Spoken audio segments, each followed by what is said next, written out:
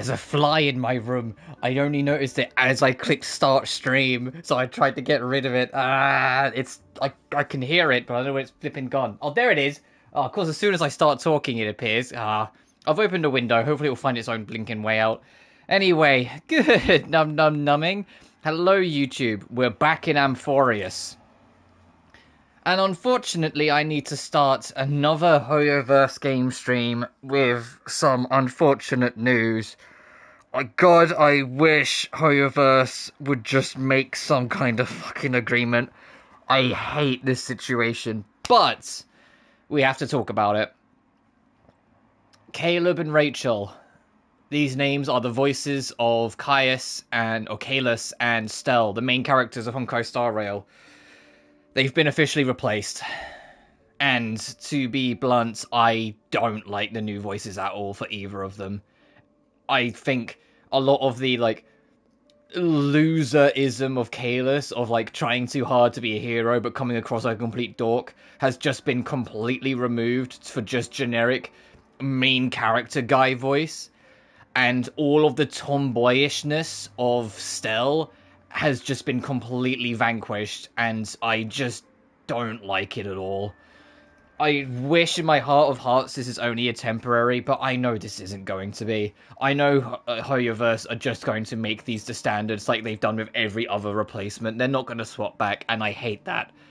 Especially because the two actors in question were so dedicated to their roles and performance, so passionate by what they did for the characters, and took so much feedback on the chin and worked so hard to make these characters so loved and wear those characters with pride. To have them be replaced like that behind the background is tragic and miserable. It's really depressing.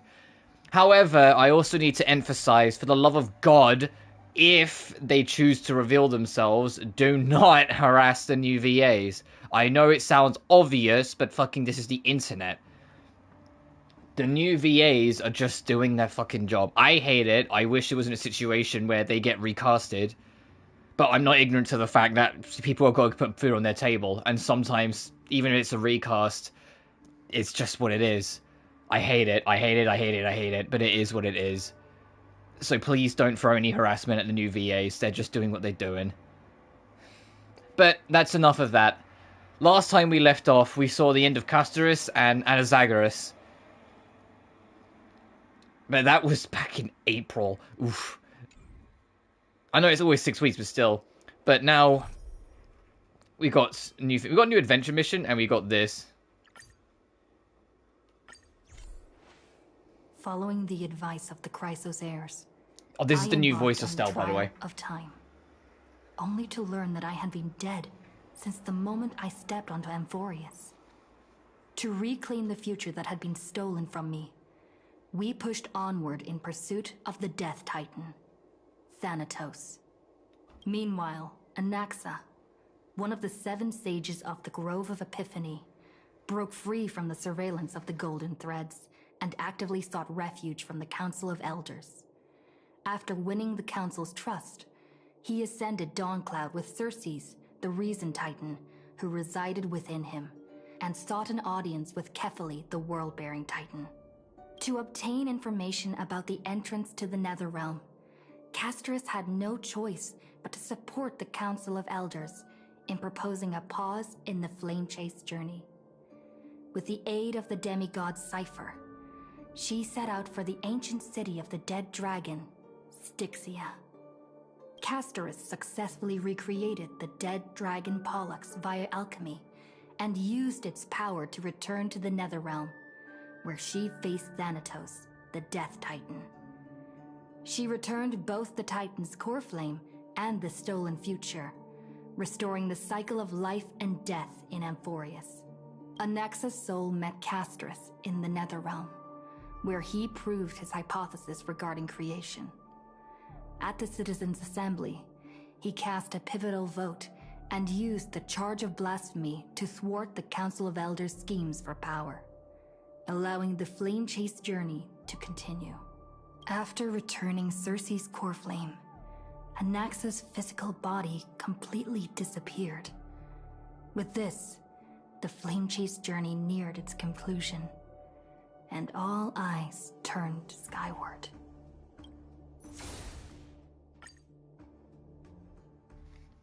It's just like, I'm just sitting, I'm like, that's not her voice. I mean, heck, I think I can show. Oh, where would it be? So I don't play this game anywhere near as much as I used to. To be honest, I don't think anyone is. Not that, like, it's bad or anything, but because there just isn't anything fucking side content to do. Like, at all.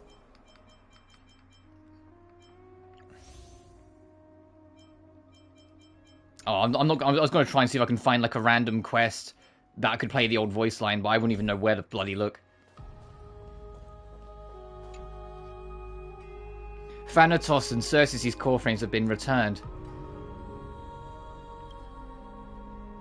Sometime after that, the 12 constellations hover above, overlooking the vortex of Genesis. They embody the 12 Amphorean deities, fate, foundation, creations, and calamity of this world. Now, 10 among them have fallen, their core flames return to the origin of Genesis. Above you, constellations shimmer, their brilliance echoing the faint slumber of each titan. And you have experienced 4 ascensions and 4 partings. The Lance of Fury once became the Mad King, plunging the world into ceaseless strife, until your valor brought it to an end. And its demigod successor, the undying Maidimos, chose to bear the title of Kremnos alone, returning home to be crowned as the last line of defense for the Holy City. Mighty may your battles know no defeat. Back then, the incarnation of time entrusted Mem to you at the Temple of the Three Fates. Back then, the lively girl with red hair fulfilled her mission and bid the first farewell. Time speaks not of fairness, yet it never stops, and now this power resides in your hands. See you tomorrow, Trian. Not long ago, the head of the Grove Sages helped you repel the menace that is the Black Tide. And still not long past, that unruly scholar staged one grand performance, granting you a glimpse of the world's truth at the cost of his life.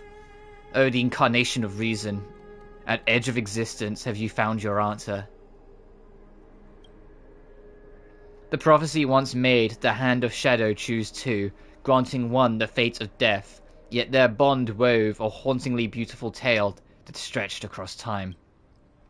At the end, the incarnation of death, who journeyed from the Netherrealm to the living world, chose to remain in that sea of flowers, retrieving your future. At the end of the west wind we shall meet again, Castorus. Time and again, farewells have numbed you.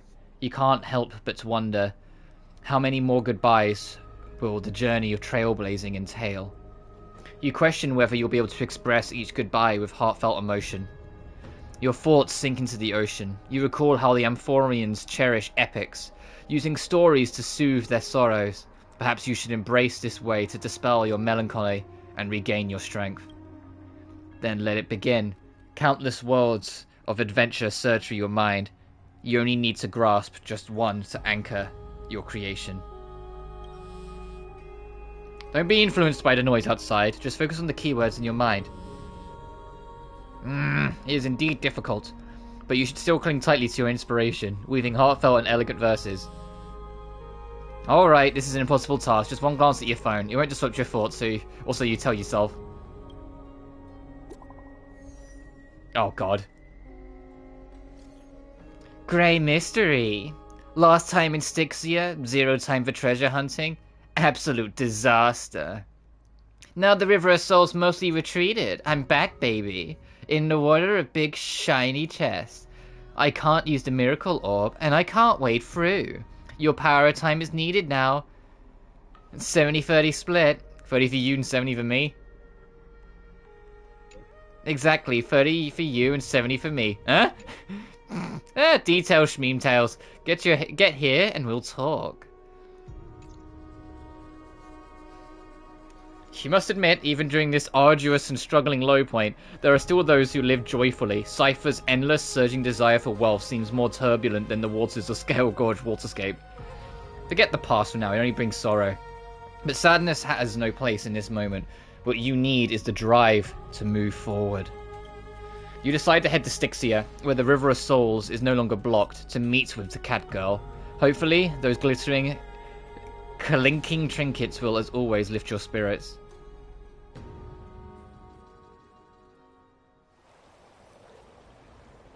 Oh, Styxia's moonlight is so beautiful, and the River of Souls is so quiet. It's like everything that happened was just a dream. I wonder if Cass is doing okay on the other side.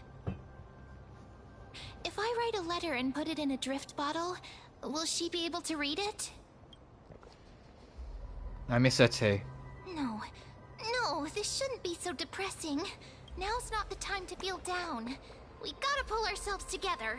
By the way, it was Miss Cypher who asked us to come here. But where has she gone? Huh? What's that sound? I don't know. This aura feels so familiar. Let's go check it out together. Be very careful. I have a bad feeling about this.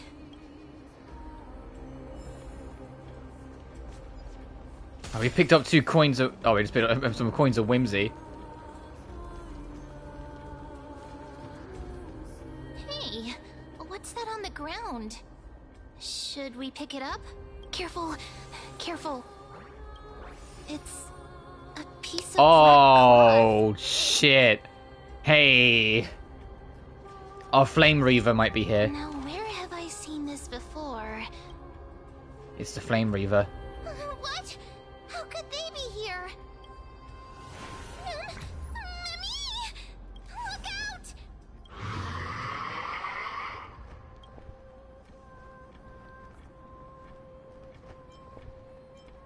Ma'am, get ready. Wait! We both know what this thing can do. Let's try our best to deal with them for now, and we'll slip into the past with Time's power as soon as we can.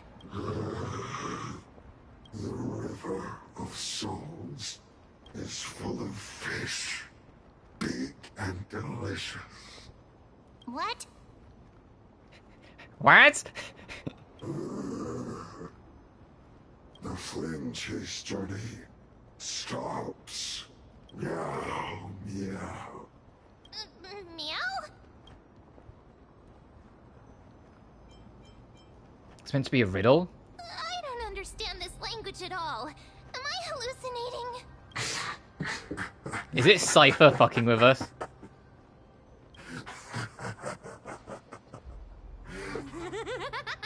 It is.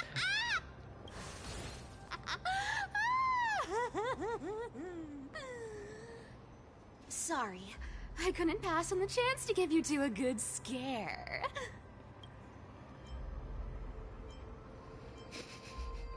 This Cypher must be fake too. Run! Don't run! I'm the real Cypher. The real one. That almost slightly nervous laughter that she has in her voice is how you know it's her. She's a complete menace, but there's always like an ever so slight, almost nervous giggle in her voice. Come on, don't be upset. I'm just giving you a kind reminder that Amphoreus isn't safe at all. The whole place is full of dangers, including that swordmaster. Make sure you stay on your toes, no matter where you are.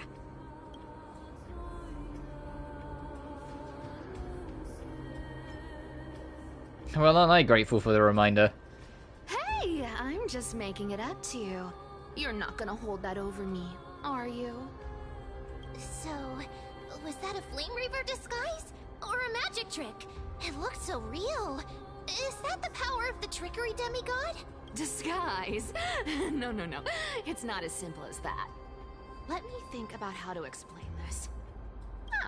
For example, what did you think when you realized that piece of cloth came from the Flame Reaver's cloak? We thought that maybe the Flame Reaver was around here somewhere? That's right. And then you heard some footsteps. What did you think when that happened? Well, we thought it must be the Flame Reaver coming this way. Yep, exactly. I just used some hints and, mental suggestions to help you believe in a lie. Lies are what Zagreus is best at. If everyone believes in a lie, then it becomes reality. A power to make lies into reality? That's got all my hair standing up. And you're just telling us everything like that? You think I might be lying? No need. The seamstress trusts you for a reason. Someone as honest as you couldn't trick me even if you wanted to. So, there's no harm in telling you. Besides, we still need to team up to go treasure hunting, right? Let's wrap up here. It's time to get going. Oh, was that your teleslate?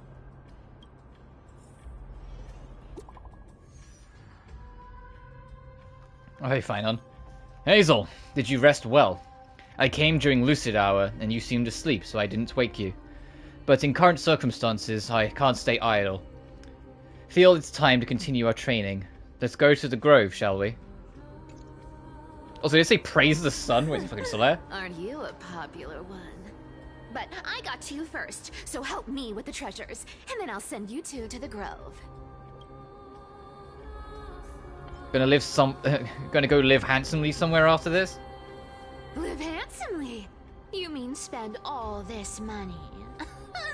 That's so not why I hunt for treasures. Yeah, you're a little hoarder, aren't you? Don't forget, I'm a demigod too. And there's a line reserved for me in that stupid prophecy as well. You shall walk with greed and die over petty change. But I don't believe in that. As long as I keep collecting treasures, then I won't need to care about petty change. And as long as I don't hurt other people when I get what I want, I won't be walking with greed. Right? Isn't that simple? Okay, I think it's still gonna find a way to get you anyway, Cypher, but I see your logic. So, as long as I keep going down this path, all those predestined prophecies and fates will never catch up to me. That was a long speech. I'm getting thirsty at this rate. The treasures of Styxia aren't gonna float up on their own. Come on, Grey Mystery. Show me what the authority of time can do.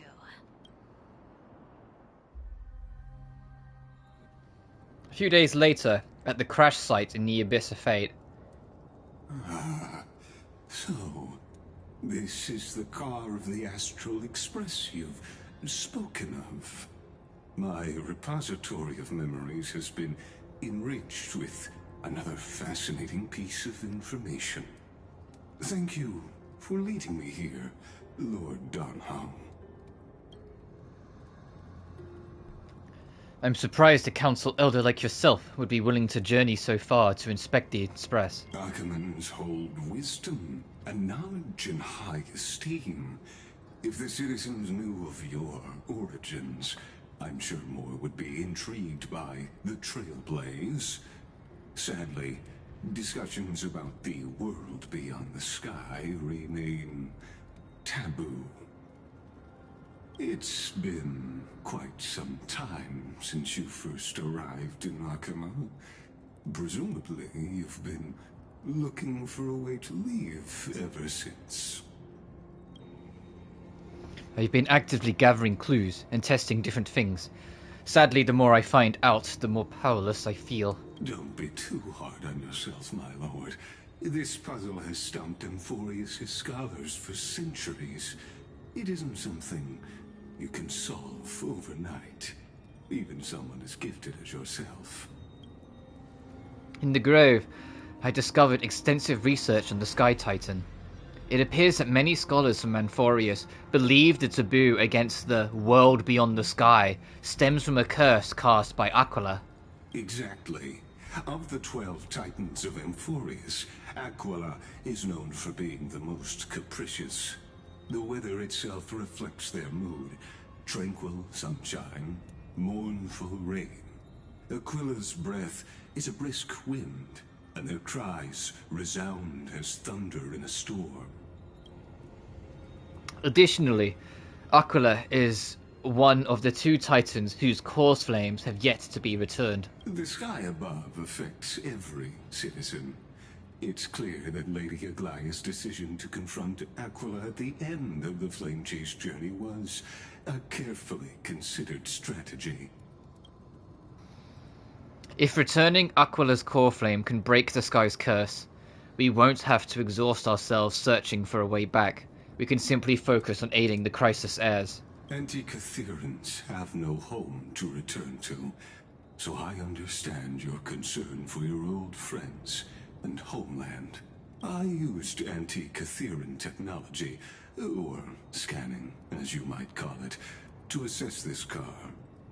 Assuming my judgment is correct, I might be able to conduct a thorough overhaul of its power systems.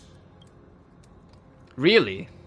Of But- course, that's only if you, my lord, permit me to interact with it. By all means, please proceed, but be careful. The Express's thrusters are extremely delicate. You honor me with your trust. I will be very careful. Lygus carefully scans the damaged propulsion system, then methodically begins inspecting its components.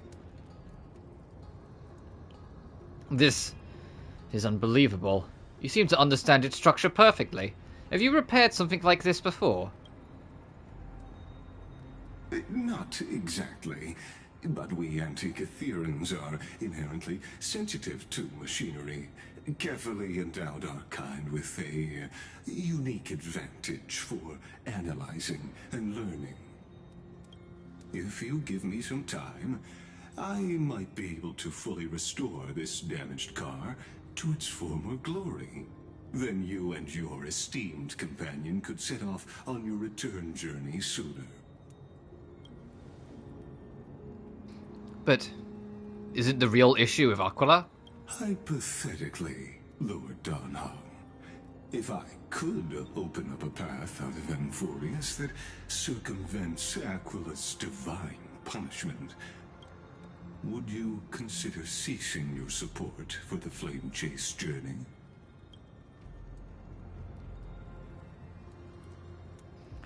I don't understand. Does the Council of Elders possess some secret means of counteracting divine punishment?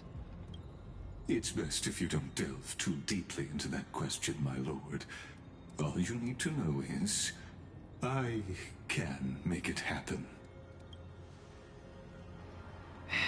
Maybe this is not a decision by the Council of Elders, but rather his personal wish. The crucial point is, if you and your companion are unwilling to halt your support for the Chrysos heirs, it could offend certain interests.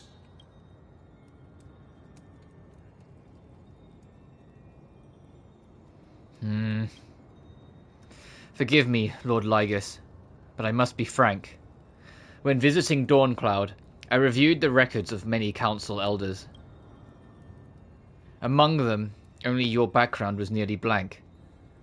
I'd like to accept your goodwill, but given such a mysterious background and motives, anyone cautious would have doubts. Your prudence impresses me, just as expected.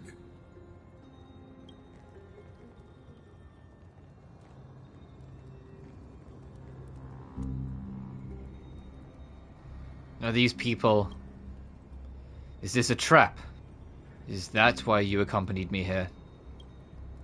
Please don't misunderstand, Lord Donhong.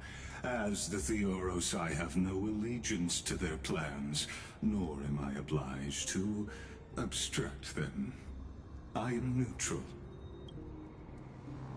Out of respect for you, I hope to offer a peaceful solution to ensure the safety of you and your companion.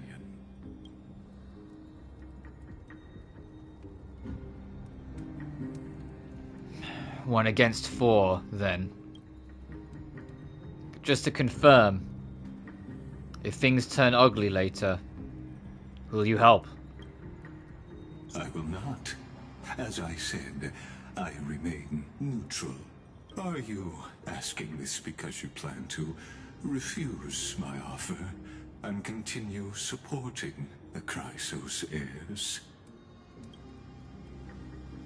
You weren't wrong about one thing, Lord Lygus.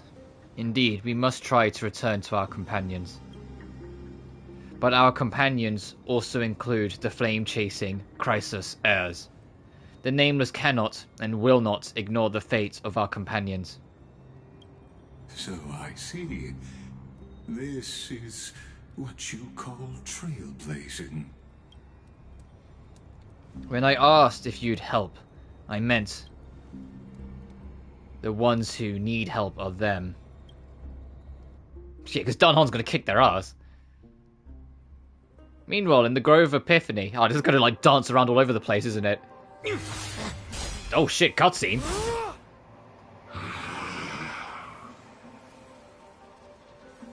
You have such overwhelming power, so why?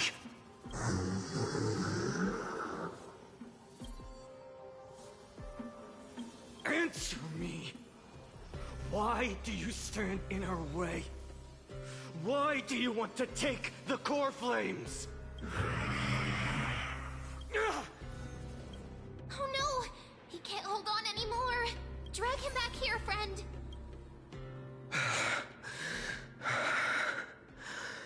Are you okay? I'm okay. I can handle that kind of hit now. But a few months ago, that would have knocked me out.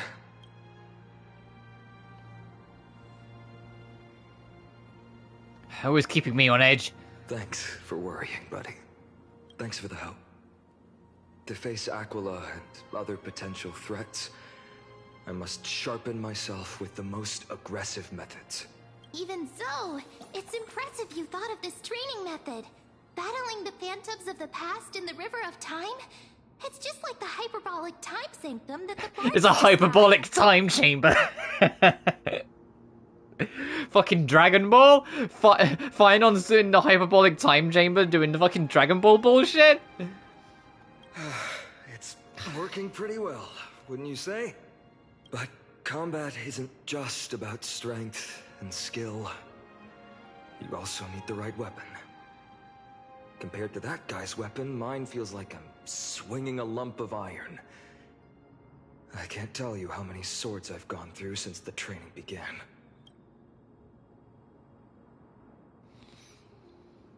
Weight training, huh? It's a good thing Cartonis is the finest blacksmith in Amphoreus. I asked him to make a suitable divine weapon for me.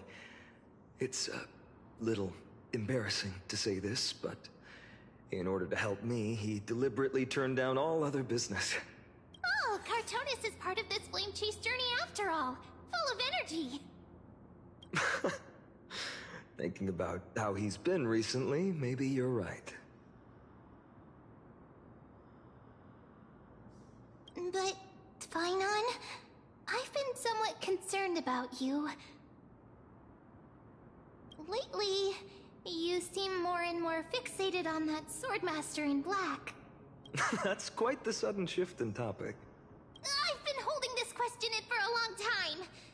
You're getting stronger, but seeds of unrest are also growing in me. Don't worry. I'm not wielding my sword for revenge. She's been through Nikodor's trial and understands. Those who can't walk out of the shadows of their past are ultimately weak. Times have changed. The responsibility I bear is both precious and fragile. I wield my sword for the future of Amphoreus. I will not let hatred cloud my judgment again and neglect my duties. I'm far from finished.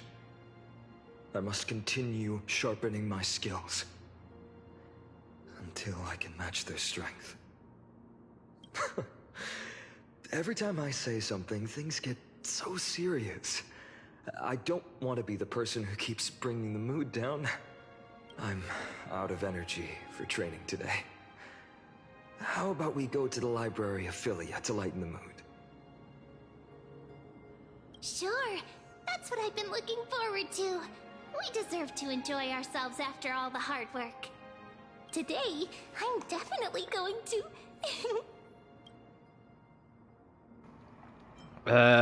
Also, if you could gather, I didn't mean to click that previous option. It just kind of popped up as I went to advance the text. What were you reading before? A girl's little secret. Don't pry. That's the charm of this place. You can find whatever you're into here. The three of us might not be into scholarly books, but we could still spend an entire day at the library of Philia.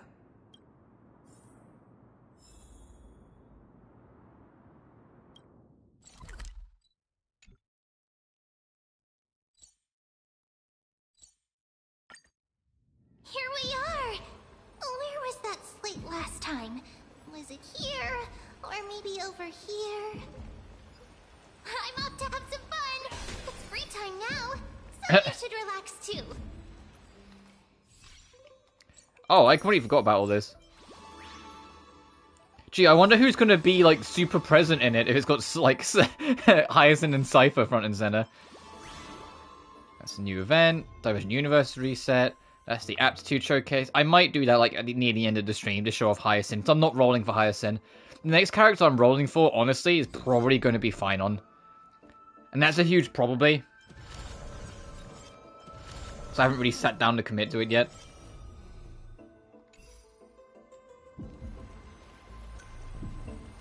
It depends how he plays. So just taking a sip. For my birthday yesterday, I got a Tumblr, not Tumblr account as in the website, as in like the actual like canister thing. I got a Tumblr from my sister, so I've been using that. So I've got my drink, some lemon and lime in that instead. So if you hear the rattling, that's the straw. Over the past few months, you've come here more than once, fishing out the small piece of essence from the ocean of knowledge that best suits your taste. We're quite relieved that Dun Hung isn't around. No one will be there to judge your reading tastes. Your scroll at hand shows a line of small text. Non-standard reading material. Please return to its original place after borrowing. Do not let any Grove professor discover it. 10 exclamation marks. It seems that the scholar of the Grove, amidst their profound academic discussions, haven't forgotten their little hobbies. So which reading material will you peruse? One Punch God Aquila, the professor can't possibly be this shy. Forbidden Love, The Tree and the Butterfly. Oh god. She wanders through the flower sea, searching for a glimpse of those fluttering butterfly wings, but without success. Sir, I heard that every flower has its own florography. Generally speaking, their perception is correct. She heard the voice but couldn't see the speaker. Yet Circe's paid it no mind. She calmly responded to her most special student while scanning her surroundings. What is your florography? I'm afraid I'm not a flower, but a tree. Evidently, this answer failed to satisfy the other party. A sound mingled with dissatisfaction and disappointment reached her ears, prompting her to add another remark. Well, if we're just speaking metaphorically, I suppose it would be intelligence. However, her objective was nearly accomplished. It should be around here somewhere. Now she just needed to find some bait to draw her out. Intellectual, yet also romantic. Perhaps it's because I hibernate. You see, in my long dreams, I've made promises to countless lovers. Really? Yeah, I'm not going to fucking read all these. The story abruptly ends at the worst moment. Whether the author lost the motivation to continue or some urgent situation occurred remains unknown. Whoever the latter, the Flame Reaver, is fully responsible. I just want to see what her little lines are. I was finishing the mind-shaking piece when one image remains in your mind. The Express, Welt, phone. For a young Stellaron host, the type of literature remains far too ahead of its time. Invigorating literature, your favorite. The article leaves you feeling empowered, as if you're the author's one-punch god incarnate. Sky Titan Aquila? Heh, that's nothing. I wonder what Finan and Mem were reading. Let's take a closer look. I mean, I'll just get used to the new voice eventually, but like right now, I'm just sitting there like, you know, like it's I don't know how else to put it. Like I struggle with change at the best of time, and like some of the voices that have changed already across the Hoverse games, some of them have already hit. Like, I really struggled. Like, the reason why Huahua wasn't in my party for a long time is because I really struggled with the new voice for both her and Tail. I wasn't the biggest fan of either of them. But I adjusted eventually, and so now I'm more used to it and I'm okay. Zenless, Lycan, and Soldier 11 kind of vaguely got away with it because they got sound-alikes. But Colada, Grace, and Rena sound awful. And I still really am not a fan of how those three sound. Well, I thought I felt a draft just now. Peeking isn't polite, my friend. Just curious what you're reading. You could have just asked. There's nothing embarrassing about it. Let's take a sip of my drink again. Here, look, I'm reading this.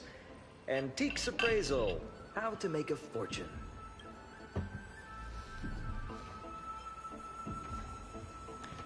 I know how in your dreams. Whew, your comments cut deep. It's tough to find a good comeback. I've spent a lot of time pondering how Aglaya became such an effective leader. Beyond the intangible qualities like personality and ethics, a major reason is her family wealth. That's the perk of growing up in a big city, isn't it? For those of us in the sticks, luck doesn't come as easily.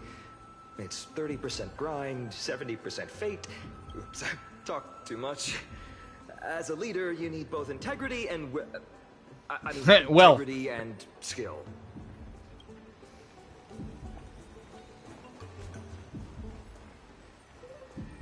Also, yeah, I'm still rocking the cast team. To be honest, like I mentioned it a little earlier, but I have not really played this game much since last patch, other than doing like my dailies, because there's only like one major event.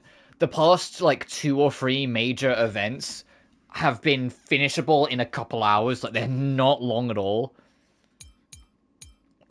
There hasn't really been any side events to like kind of bolster it up alongside it. To be blunt, like outside of the main story, there's really not much going on in Star Rail right now, and it hasn't been since Amphoreus dropped, really. Which I get it. Like the story is super long and there's a lot going on. There's a lot of moving pieces. Like the dev team is probably just being stretched too thin to also have like a bunch of events. But compared to Penacony, holy shit, you know, like. As much as I love the story of Amphoreus, if I'm comparing the whole version versus what Penacony did, no, Penacony is leaps and bounds ahead of this, because there was always something to do in Penacony. There was always another silly event, there was always another little thing to do that was just fun, or silly, or interesting, or made you think, you know, like there was always another little event, there was always another thing to do, there was always more characters coming, whilst Amphoreus is very... You do the story, you do the one event, and then you got fuck all for 6 weeks. You know? Month of cultivation. Like, as a whole, I vastly prefer Penacony because it's just got more going for it. Greens, but poor time for fishing. Oh, but then again, are there even any spots left to fish in Amphoreus these days? Are you into fishing? You scared me! Bursting into someone's world like that can really catch them off guard. Well, no more jokes. There's nothing here. I'll go look elsewhere. Something's odd about Mem. What are they flipping through? What is Mem looking at? Oh, these cards are so detailed and fine. Ruler, Weaver, Traveler, Healer. But the interpretation for each card is so long. Do I have to memorize them all? Use them flexibly, don't just memorize. What a coincidence! We meet again. Guess we're fated to be together, huh? But you must be busy, so I won't bother you for now. Hope your day, every day, is joyful. So suspicious. Not like their usual self.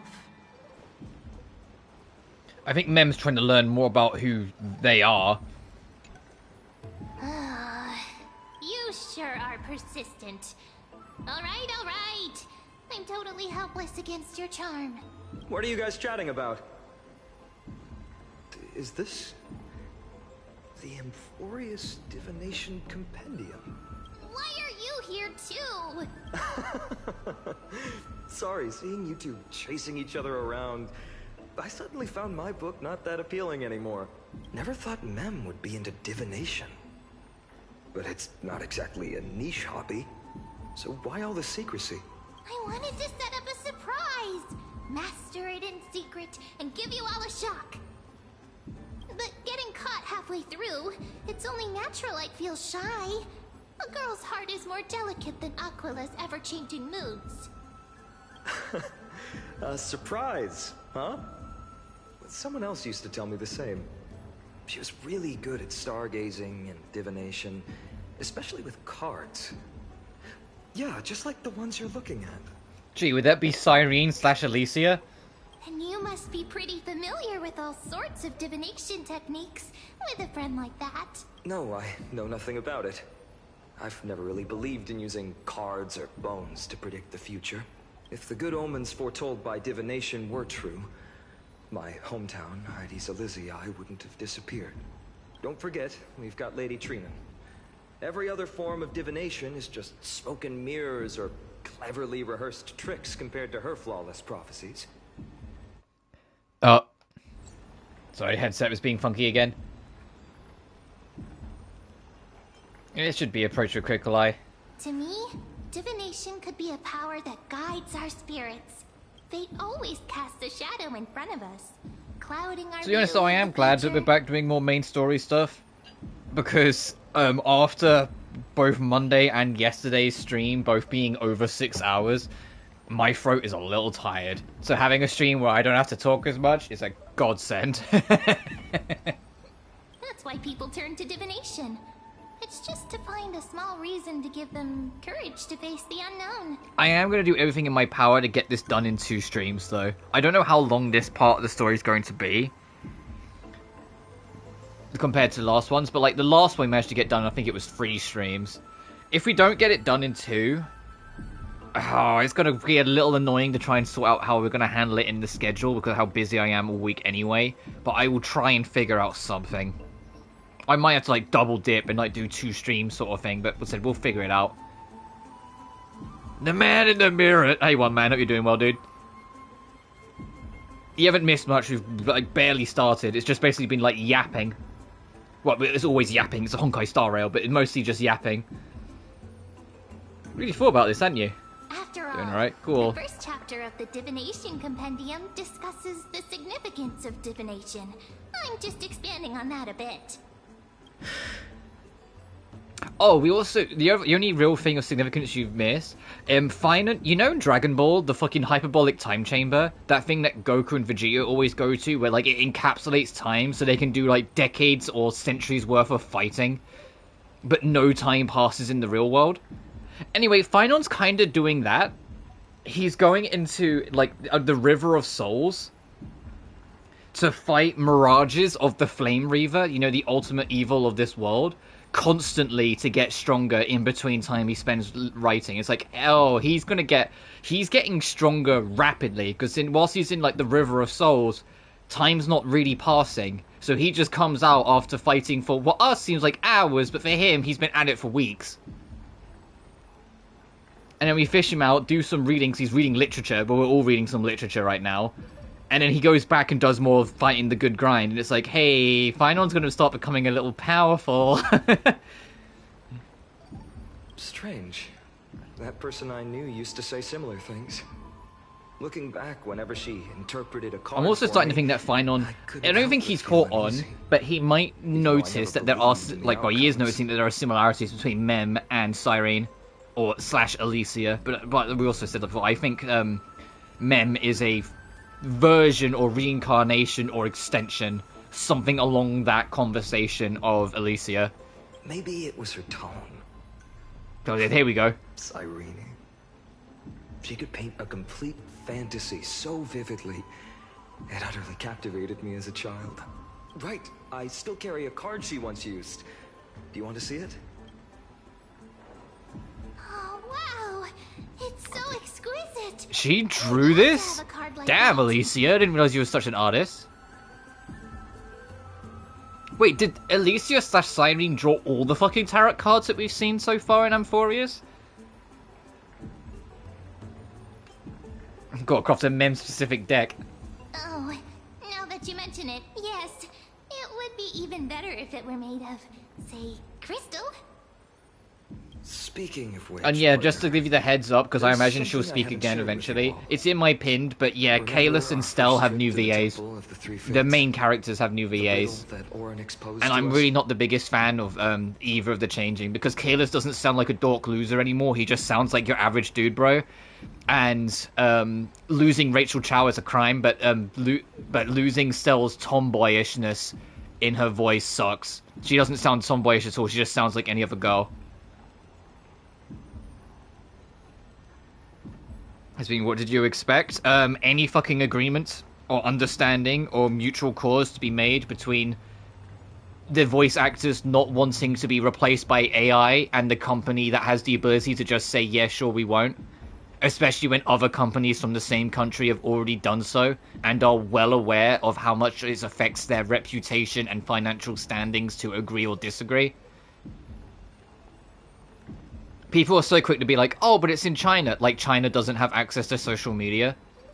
Oh, it's just China. Like, there aren't Chinese companies that have agreed to the requests of the unions. It's an extremely frustrating situation as a whole. Because Hoyoverse, it's not even a matter with Hoyoverse of agreeing with the union specifically. They point blank refused to agree to not AIify any voices in the cast, and that is what made them a black mark on the strike list. Because they want it to be left open. Oh, absolutely. Not main characters, though. Lumine, Aether are still mute. The main characters are still kept, because they know they're the ones that are bigger deals. This is the first time it's been her main fucking character that's been replaced, and it sucks. The only thing that we know is, according to Molly Zhang, who is the voice of Zila, Dun Hung's voice actor, Nicholas, is, like, sorting things out in the background, so Dun Hung should be coming back to us soonish. But there's also some situations, like Erica Harlacher. Like, this, I'm not going to pretend it's all on Hoyoverse. There are some elements that are definitely on SAG-AFTRA. It's an annoyingly complicated topic. But there is criticisms to be made as well. Erica Harlacher, who is the voice of Venti in Genshin, admitted that she was being pressured basically against her will by the union to not do any voice work, and it's starting to affect her budgeting and because she has to be able to pay her fucking bills, and so being pressured by your own union to not do anything and just lose money, that's not ideal. And so we know there's a lot more bullshit behind the scenes. Like, Hoyoverse, I hate that they aren't prepared to at least acknowledge the idea of not cloning people's voices for AI. But at the same time, there are criticisms towards the SAG-AFTRA union that should be important. Yeah, and they should. Because the AI Vader situation is diabolical. And SAG-AFTRA should do everything in their power to sue them for all they've got, because it needs to be stopped dead in the water. No ifs, hands, or buts. It needs to be stopped dead in the water, because if you allow that to continue, you open the floodgate. The floodgate that the entire point of the strike was trying to hold back. To stop AI stealing the voices of people, alive or dead. Because it will just put people out of work. That's all it will do. It will put people out of work, and it will radically worsen the voice quality of any product you experience with it. Especially considering AI Vader says slurs, and can very easily be made to say more. So, the late James Earl, his voice is being forcibly manipulated like fucking necromancy to hurl insults.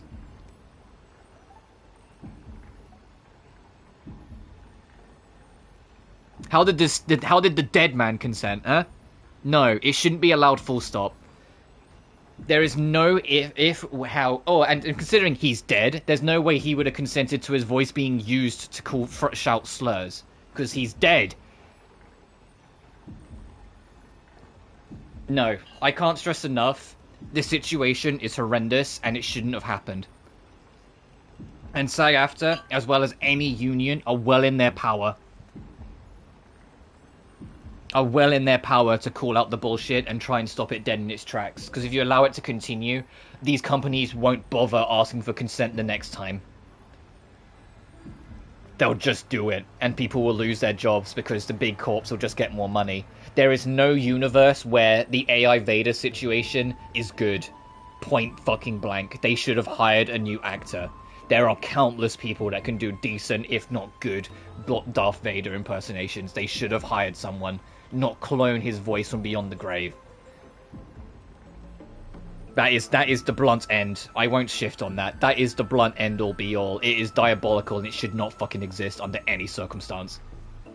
Same with AI art, same with AI music. Fuck all of it off. Because it's just stealing innocent jobs. It's stealing hobbies and passions from people for no good reason other than making sure CEOs get more money in their pocket.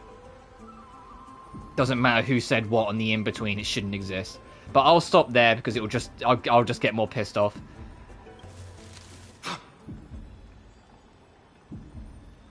Who's there? The last thing I'll say is that if you care about the industry in any sense of the word, you should be as upset as I am.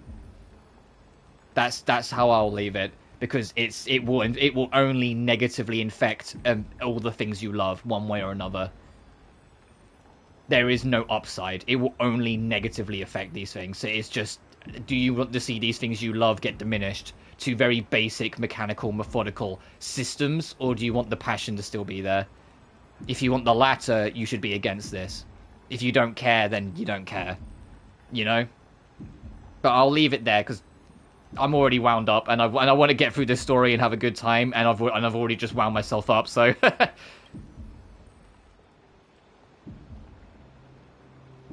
You are... Eyes peeled, everyone. These folks are up to no good. Black clothing. Where's the fucking Team Rocket? With golden blood. Hold my tongue. Are they cleaners? The fuck does cleaners mean?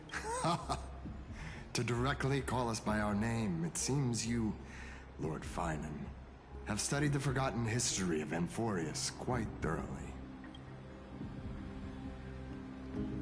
What's being cleaned? Clothes or cars? Your friend seems quite interested in us. Perhaps you could explain, Lord Finan. It would be the polite thing. We can't let our esteemed guests pass away without understanding. Oh, so you are assassins. During the Chrysos War, to combat the Chrysos Heirs, several cities formed an underground assassin squad called the Cleaners. Their task was to erase anyone with golden blood from existence. Assassination, poisoning, political persecution. They would do anything to achieve their objective. I mean, I gathered Cleaner was cleaning up people and killing people, but I was like, oh, are they really going to just drop assassins on us like that? Or is there going to be something else? Well, this historical perspective seems biased. Glossing over the Chrysos Heirs' abuse of divine powers and their blatant initiation of war in order to defame our predecessors. Also, it's interesting that, like, they haven't been brought up, like, once up until this point. I would have thought something like this would have been brought up, like, way sooner. Could you disclose the name of the author? Unless it was, like, in some text I missed. Because there's always a chance. There's so many, like, fucking walls of text in Amphoreus that I just haven't read. It's what I was kind of getting to earlier. Like, I was talking about, like, Amphoreus. The story of Amphoreus is really fascinating, and I love it. And I really am interested to see where it goes. But the 3-point series so far as a whole has been kind of dull. Especially compared to Penacony. Because in Penacony, once the main story stuff was done, you had the character quests, you had like half a dozen events usually per patch. There was always something to do. There was always little things that you could go do, stuff to kill the time, little events to look forward to. You'll sign in and know something else. Amphoreus, where the main story and the main adventure has had a much higher focus on it, which, like I said, is paying dividends but also costing them because it's clear that there's some corners being cut. The team feels like they're just getting stretched too thin. Because once the main story's done, you have one central event, and then since 3.0, that's been it. 3.0, you had one major event, that was it for the entire patch. So you had 6 weeks with nothing. 3.1, same deal. 3.2, same deal. And it's like, it's really like making it dull, because I'm not interested in going and doing all the little stuff because there's nothing to entice me. Like, yeah, sure, I could go and like turn over every rock in the planet, sorry, and find every treasure chest and find every scroll and read it. But I usually do that alongside the fun, quirky events to do that are being added all the time, so I have stuff to do. And Amphoreus has gravely lacked that, so I just get bored, to be blunt. And I can't think of any worse sin than getting bored than playing when you're trying to play a game, you know? It's one thing if it's bad, it's another thing if you're just bored. And that's the biggest thing that's hurting like the whole Amphoreus arc. It's like once you're done with the main story, you've just got nothing to do. What you just wait for 6 weeks. Like Zenless is in the best case right now because it's constantly got events. You literally can't go 5 seconds without another event coming your way. So if you're into Zenless, there's always something, and it's great. I'm glad it's got that balance. Genshin's kind of got it, but the events, there's definitely like more space between them. Like Zenless feels like it has like a million fucking events every update to the point where it sometimes gets a little overwhelming. Genshin is more like 5 or 6-ish on average. So like there is a decent amount of space to go, but Genshin I think gets away with it a little more because it's an open world game, so you're more tempted to, oh I don't know, explore on the in-betweens, because there's more things like little caves and shit for you to go find. So HSR not being open world and not having a dozen events, what have we got left? And now you kind of see my problem. It's like only having one core event, and what doesn't help as well, back in the 2 Point series, and to be honest, it was a valid criticism, every single patch in every Hoyoverse game always has one main event and then several side events.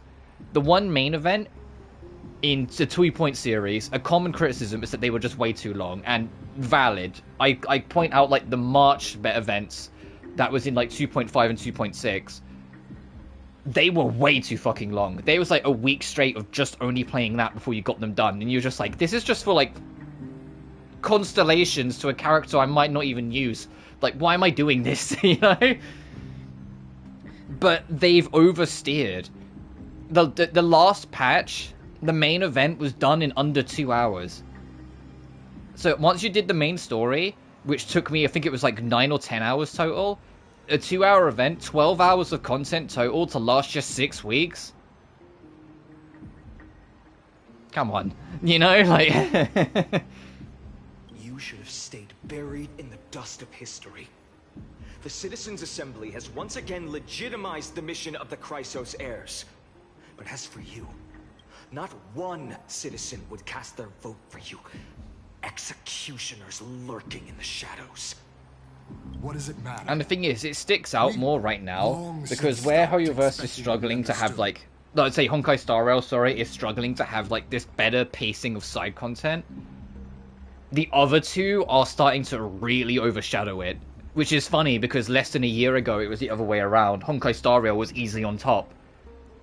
But just because of poor pacing, it's slowly, like, dwindled down. And the reason why I bring this up is because Genshin is ramping up the prepare for Nod Cry, and has a lot more excitement around it again. Yeah, it struggled with Natlan, I'm not going to pretend it didn't. Even though I did enjoy Natlan as a whole, it definitely had problems. They're preparing the build-up for Nod Cry, and we've got Skirk in a few weeks. It's got a bubbling excitement again. That, like, that feeling of, like, oh, the goods, it's coming, you know? And then Zenless, we're 2 weeks away from 2.0. And about 4 weeks away from it hitting its 1-year anniversary. All big things that will, you know, bring a lot more excitement. Because the 2.0, you know, a major version overhaul, that's going to be a lot more than just, you know, more story content. Gameplay change is going to be. Some characters are getting rebalanced. There's going to be a new way to explore the map. There's going to be seamless combat situations included, where when you're in the city, there's a part in the city that's corrupted, and if you go in it, there's a chance an enemy will just jump you, and you'll also swap to your team, instead of having to load into a combat arena. Like, Zenless is a major pivotal point of evolution for its game, and Genshin is approaching an extremely important point of its story. And so, where's Honkai Star Rail in all of this? The only thing that's holding on to that excitement is seeing where this story goes and the Fate collab next patch. You know? And I say this as someone who thought this was the best one of the lot. And to some extent, I still feel that way. It's just, it's got more problems as time's got on. And it's starting to, like, hinder it, I fear. People have become too accustomed to peace. And they've forgotten the disasters that arose from allowing generations of the Chrysos heirs to rule.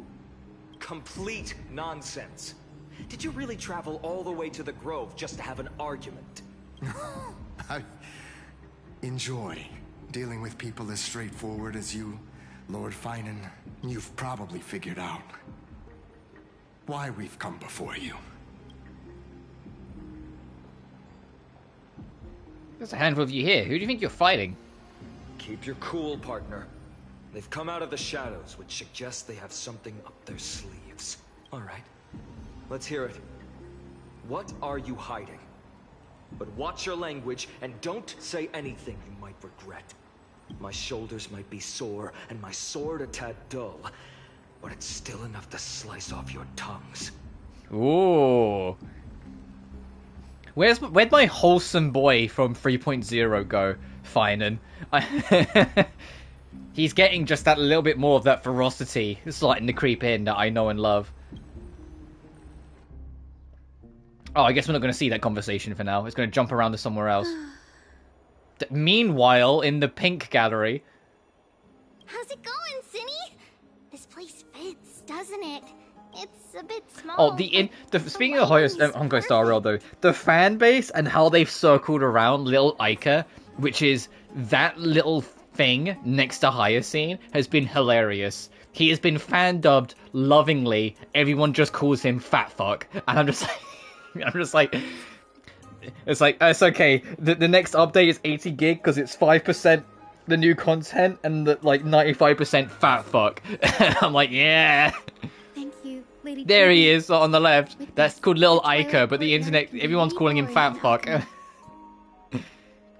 And what didn't help is that in the trailer for Hyacinth, she signs into like her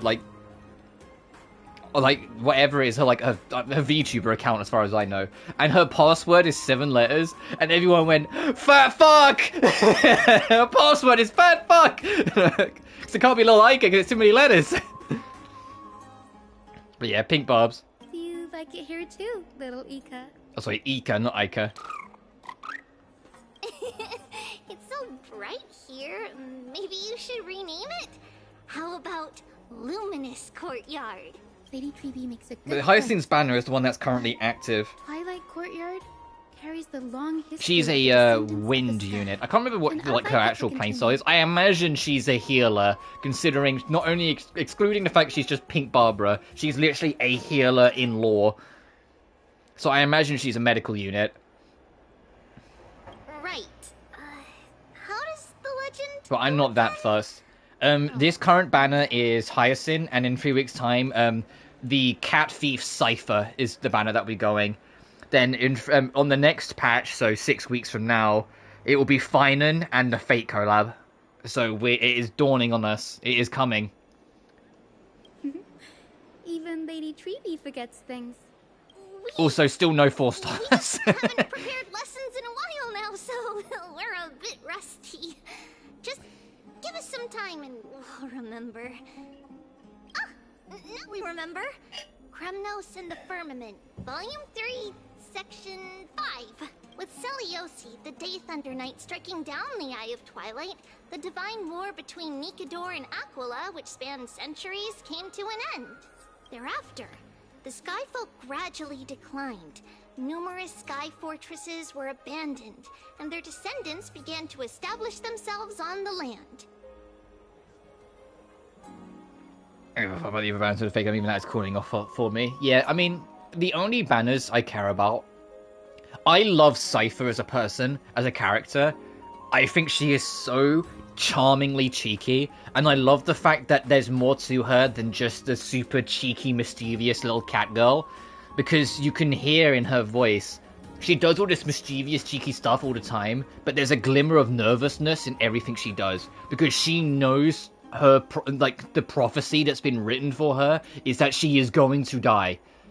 And everything she does in her pursuit of greed is also to try and find a way to avoid that. So although she's this cheeky, mischievous little lady who always gets her way and is always ahead of the curve and knows just how to get under everyone's skin and pull pranks and whatnot, there's a genuine terror beneath it all that she's going to die.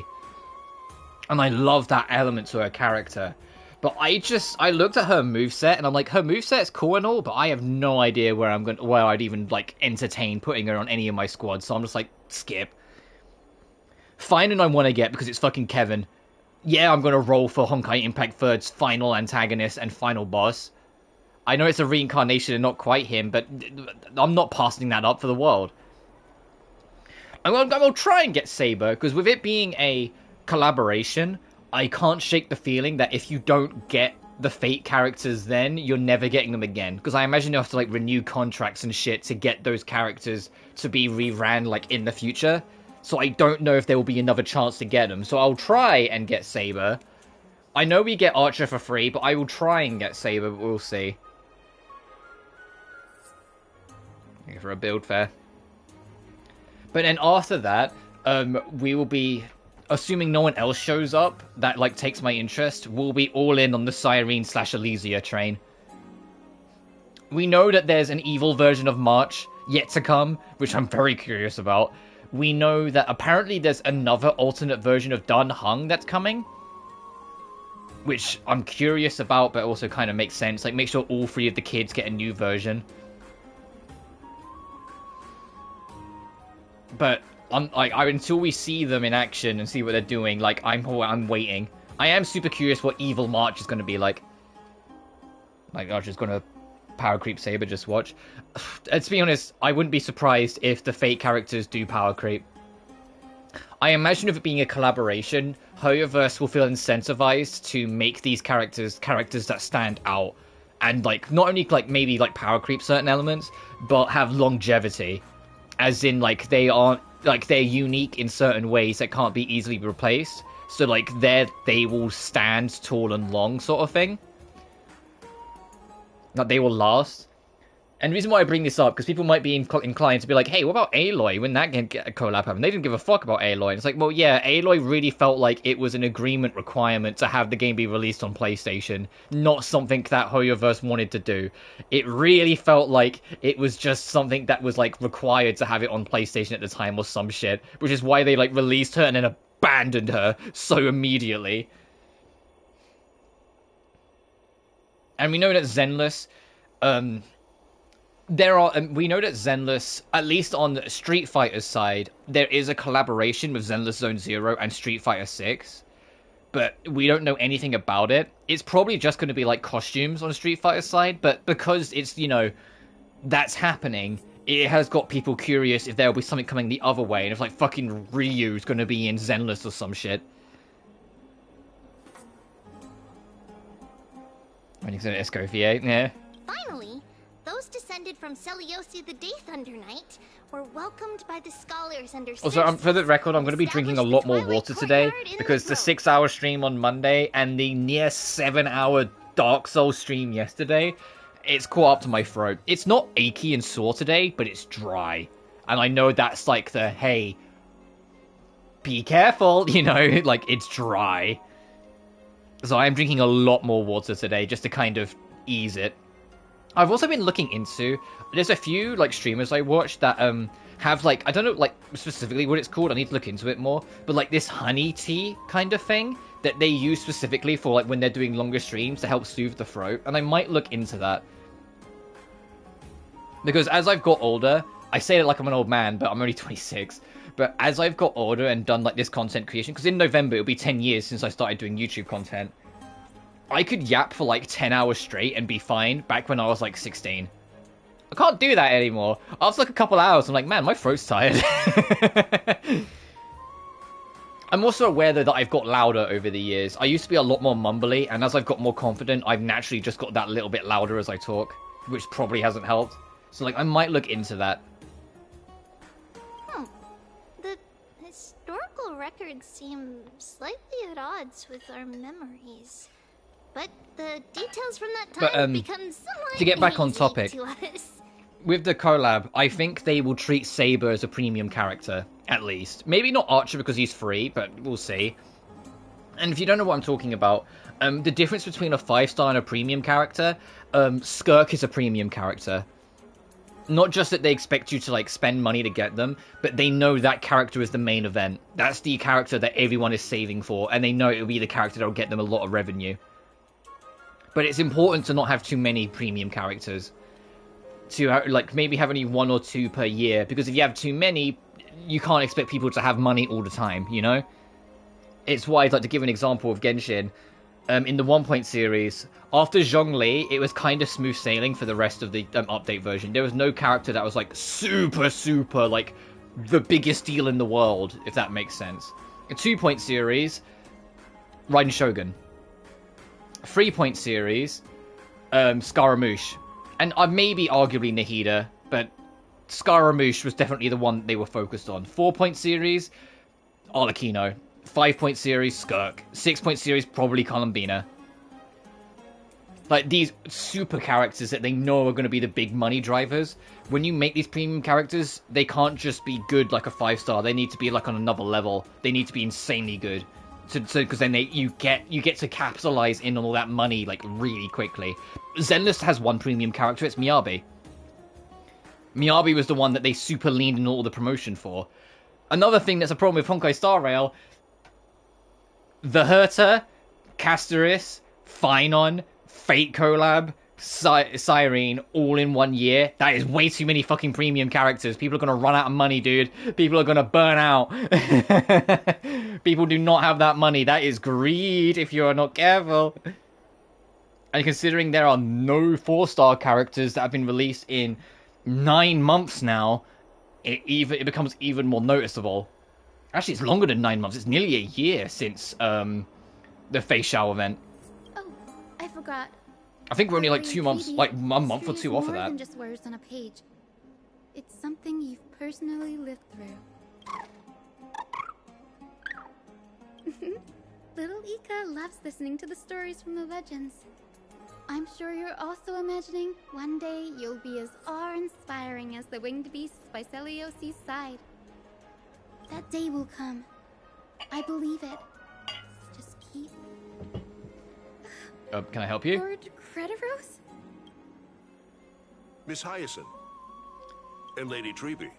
Good to see you're doing all right. When this cutscene ends and I get control again, I am going to take a quick bathroom break because, you know, funnily enough, drinking as much water as I have, I need to look. Alright. What's going on, Chrysos? There's been another violent incident at the market. A shop was smashed and looted. It's the 3rd time this week. Damn. How can this be? I always thought that with Lady Aglaya here, Akama would remain peaceful. That was true in the past. But these days, forgive my bluntness, her senses may not be as sharp as they once were. Aggie. In my opinion, malevolent forces have noticed the slack in the golden threads and are now plotting to exploit the opportunity. The Citizens' Assembly just wrapped up. Why is there still unrest? The Chrysos Heirs won by only 1 vote, Lady Treby. From my years of Oh experience, god, yeah, that's still going to cause a lot of often walks disruption. hand in hand with unrest. Yeah, because people will feel like they were robbed. Trouble. Miss Hyacinth. Trouble. Clementine. Take a breath. What's going on? Please, something terrible has happened at Marmorial Palace. What is it, Doctor? Calm yourself and talk us through. Lady Aglaya. Oh? It's Lady Aglaya who's in trouble.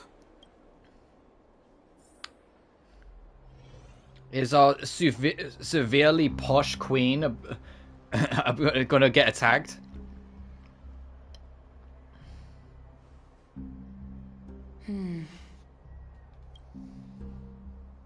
I still remember. This bath that overlooks the entire palace was built by the Council of Elders 900 years ago.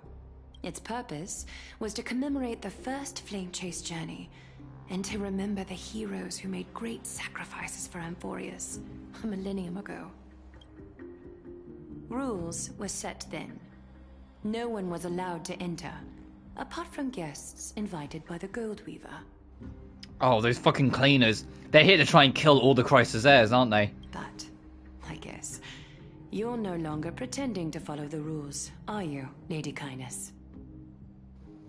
Oh, and what a surprise. The Council of Elders, who are just upset they lost an election, are the ones that are leading all the assassins to kill their opponents. Aglaya, Aglaya. You ageless witch, hiding behind a divine facade to deceive mortals. We've been far too kind with you. Kind? There's no need to use such a word to cover up your incompetence.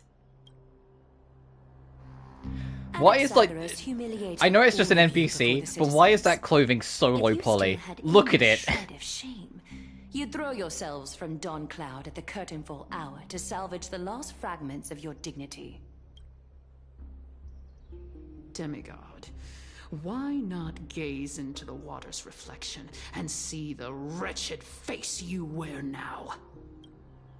These days you're not only blind, but also deaf. The cleaners were born for this moment. When all orders, rules, and laws fail to restrain you, it's time for the dagger to pass judgment.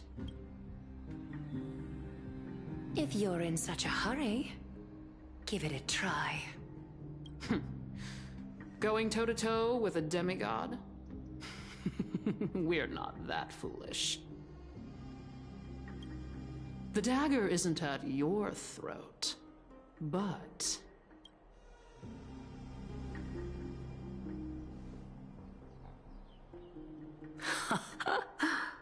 Your gravest accusation is that my humanity is fading. And you claim my concern for mortal joys and sorrows is nothing but a facade. If that accusation holds, what makes you think the lives of these civilians will sway me in the slightest? Fine.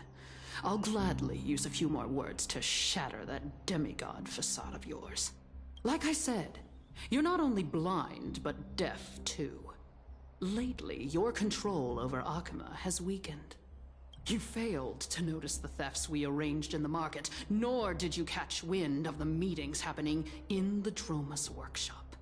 Plots are unfolding right under your nose, yet you remain indifferent. Humanity? Fading?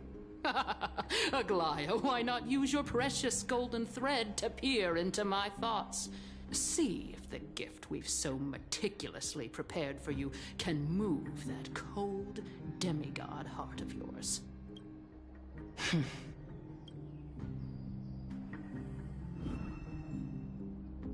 In this moment, I only regret not being more ruthless.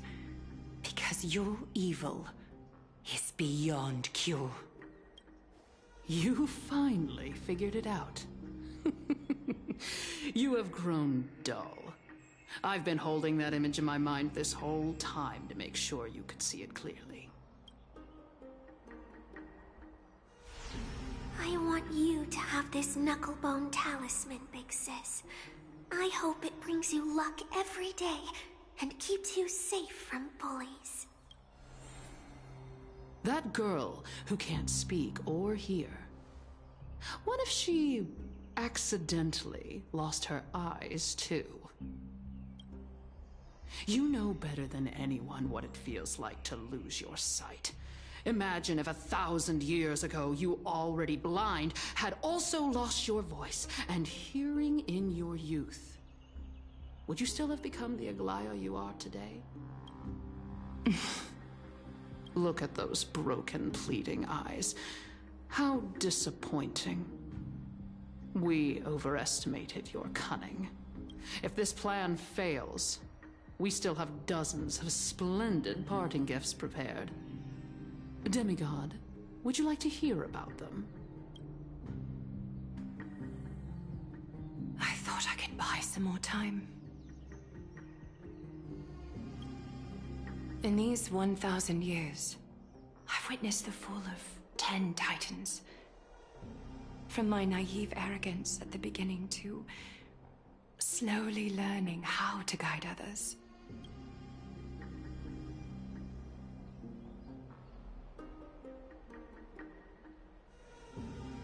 Now, it's time to let go. I should be grateful. Grateful that I've reached this moment.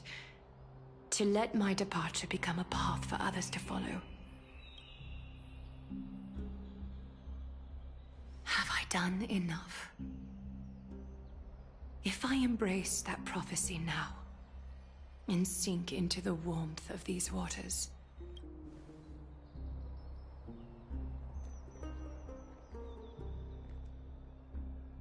will the wandering wind stop to mourn me, Cypher?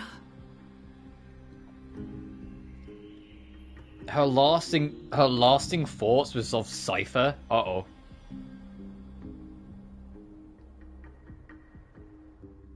Speaking of Cypher, a millennium ago. A millennium ago? What the fuck? Is this when they first met? Seamstress! I've come as promised. Look at this box full of gold and silver treasures. I bet there's stuff here. I feel like this is going to lead into a whole thing, and I really need the loot, so I'll be back in a minute, guys. BRB.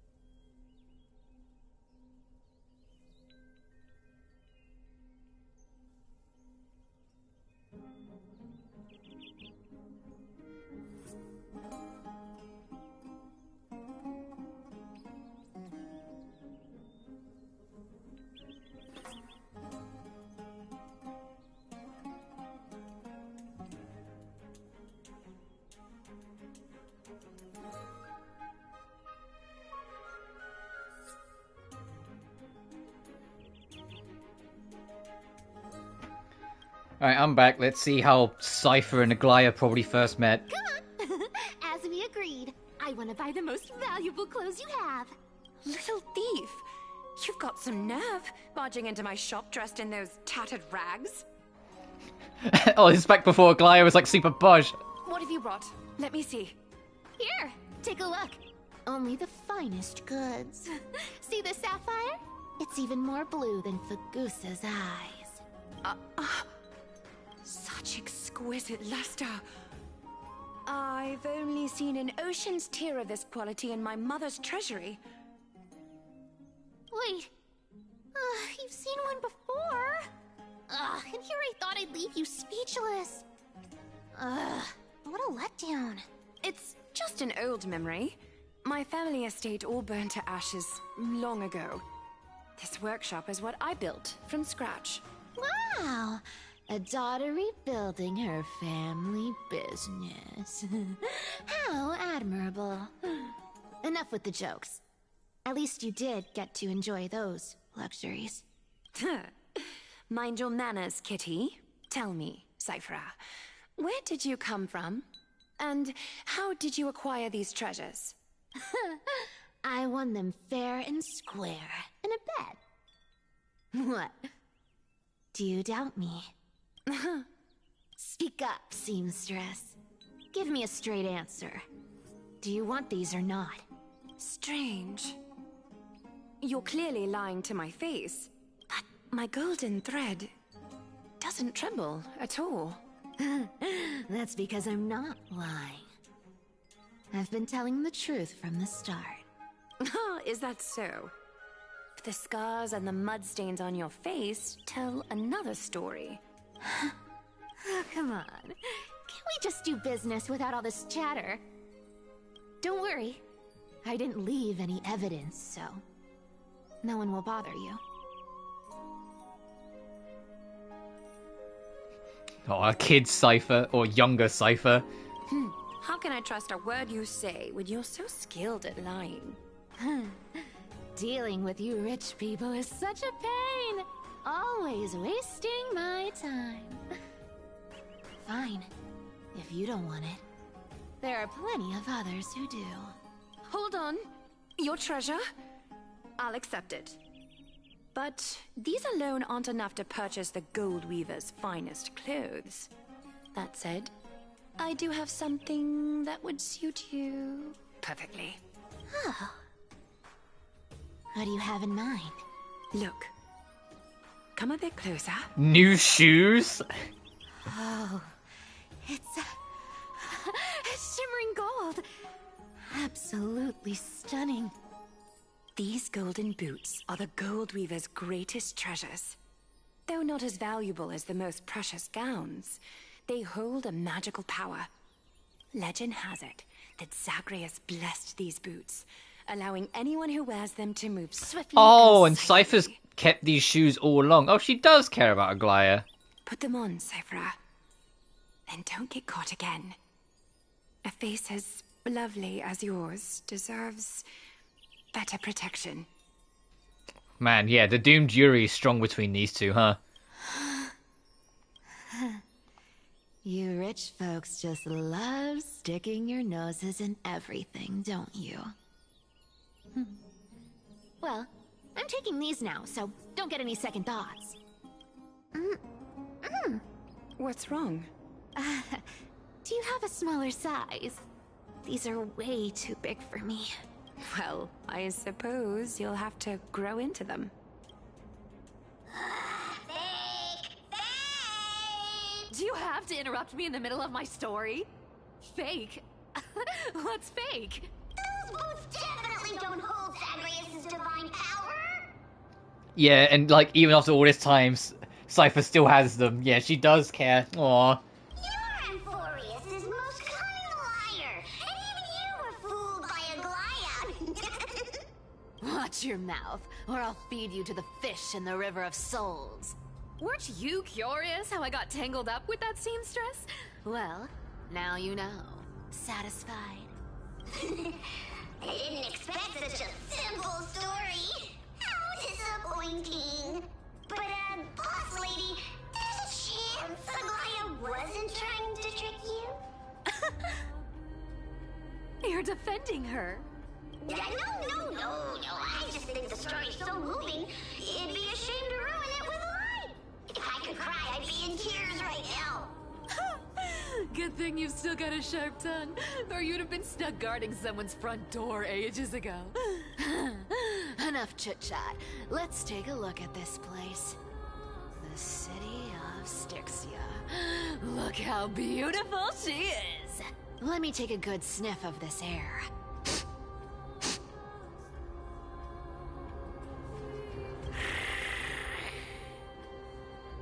This air, it's filled with the scent of treasure everywhere. Wonderful, just wonderful. Thanks to Castorus and Grey Mystery, the ancient city's barrier was finally dispelled. Now that I think about it, helping them was well worth it. She takes such deep breaths at the start and end of every single fucking line.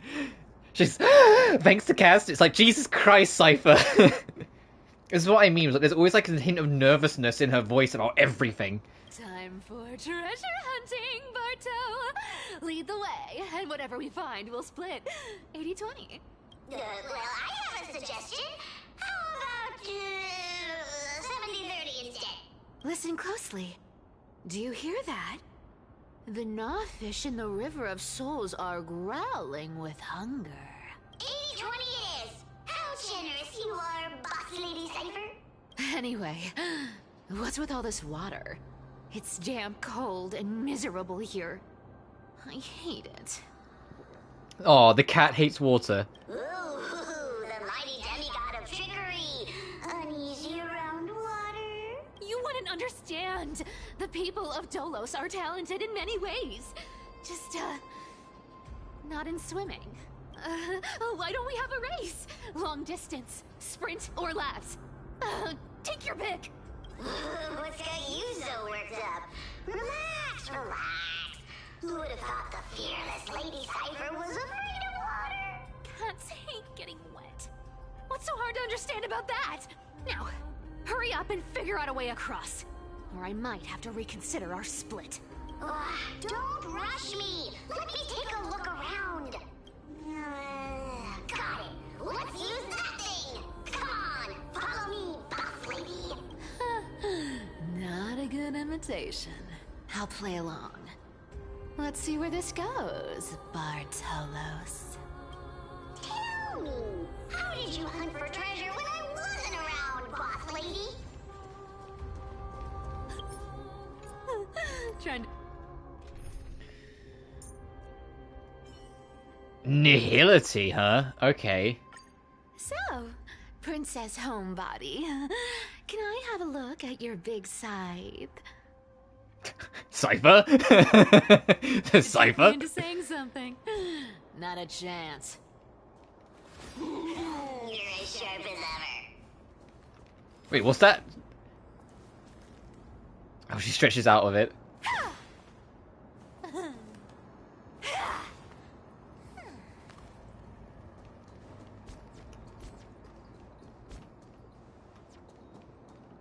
Cat and mouse time! Zagreus' blessing.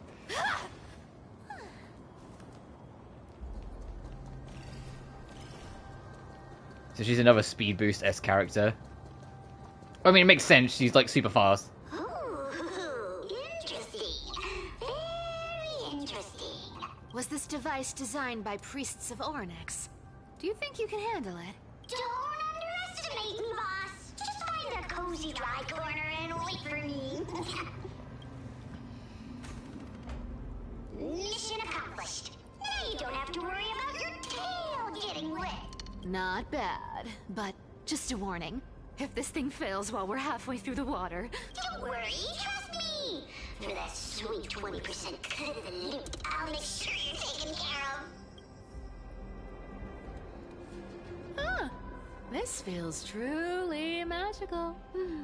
When did you pick up this trick? Self-taught. All self-taught. You're not really fooling anyone. Yeah, that's not really the Bartolos that she knows. We're here. Can we turn off this spotlight now? It's really blinding. No problem. Just use the device over there to shut it off.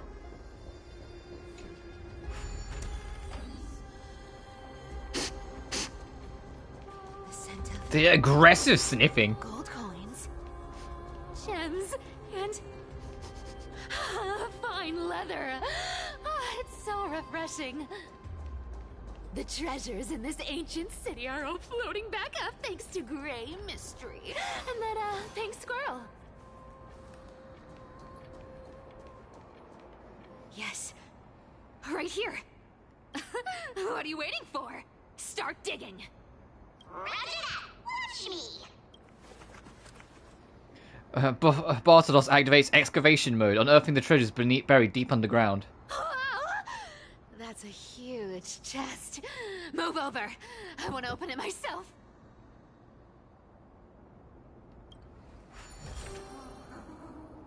Wow, a massive haul. Unbelievable. It's hard to imagine the kind of luxurious life the people of Styxia once led. As expected for a realm of Fagusa's disciples. This entire chest is filled with ornaments made from ocean's tears. Here, take this.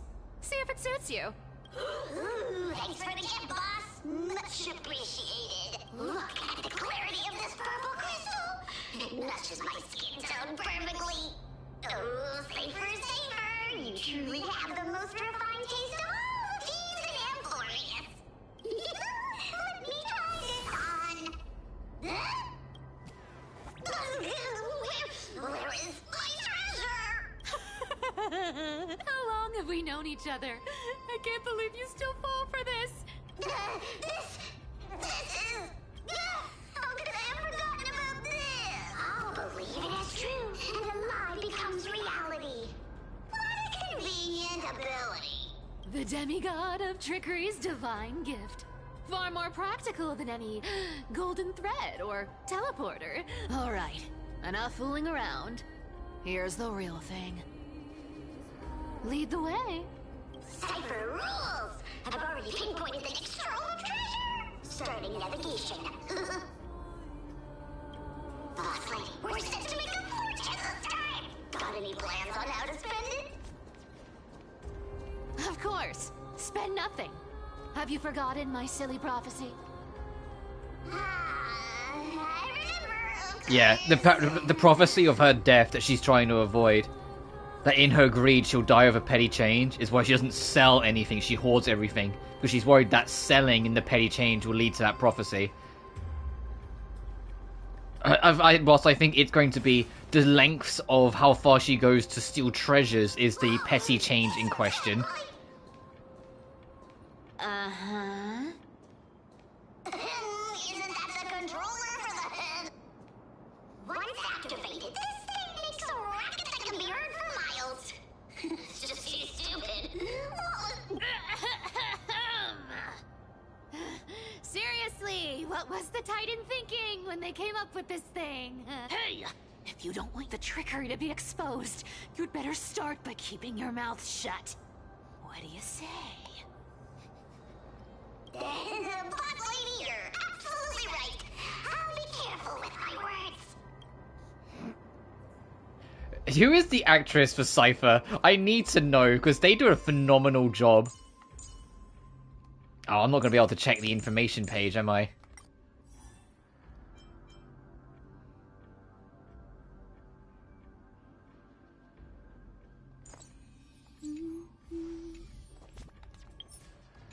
Oh, I can't bring up the menu, damn. I was going to bring up the menu and, like, check there.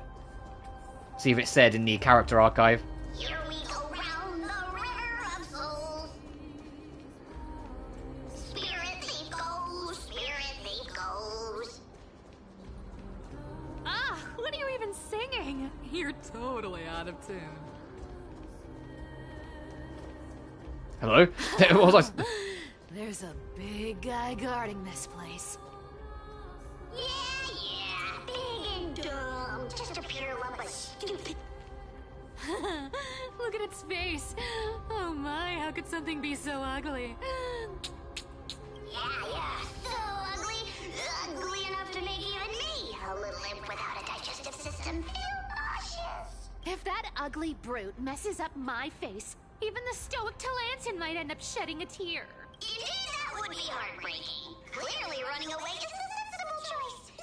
So, how about you take the front? I'll attack from the side. Right.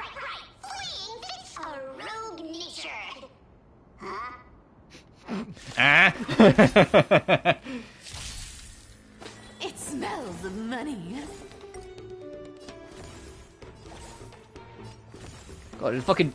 Look at how much she wiggles in her animation. Also, what the fucking giant magnet?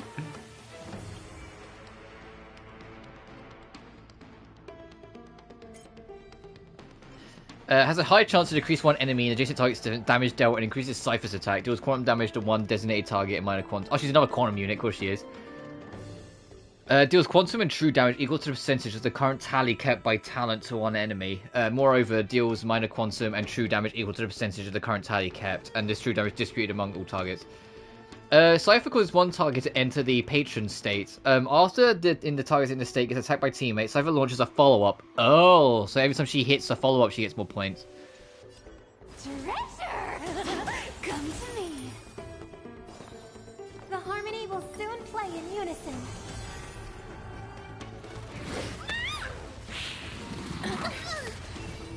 Root here. Found me. Wow, that's a cool animation.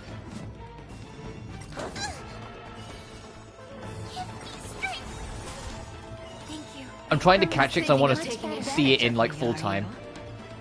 This cat will take it all.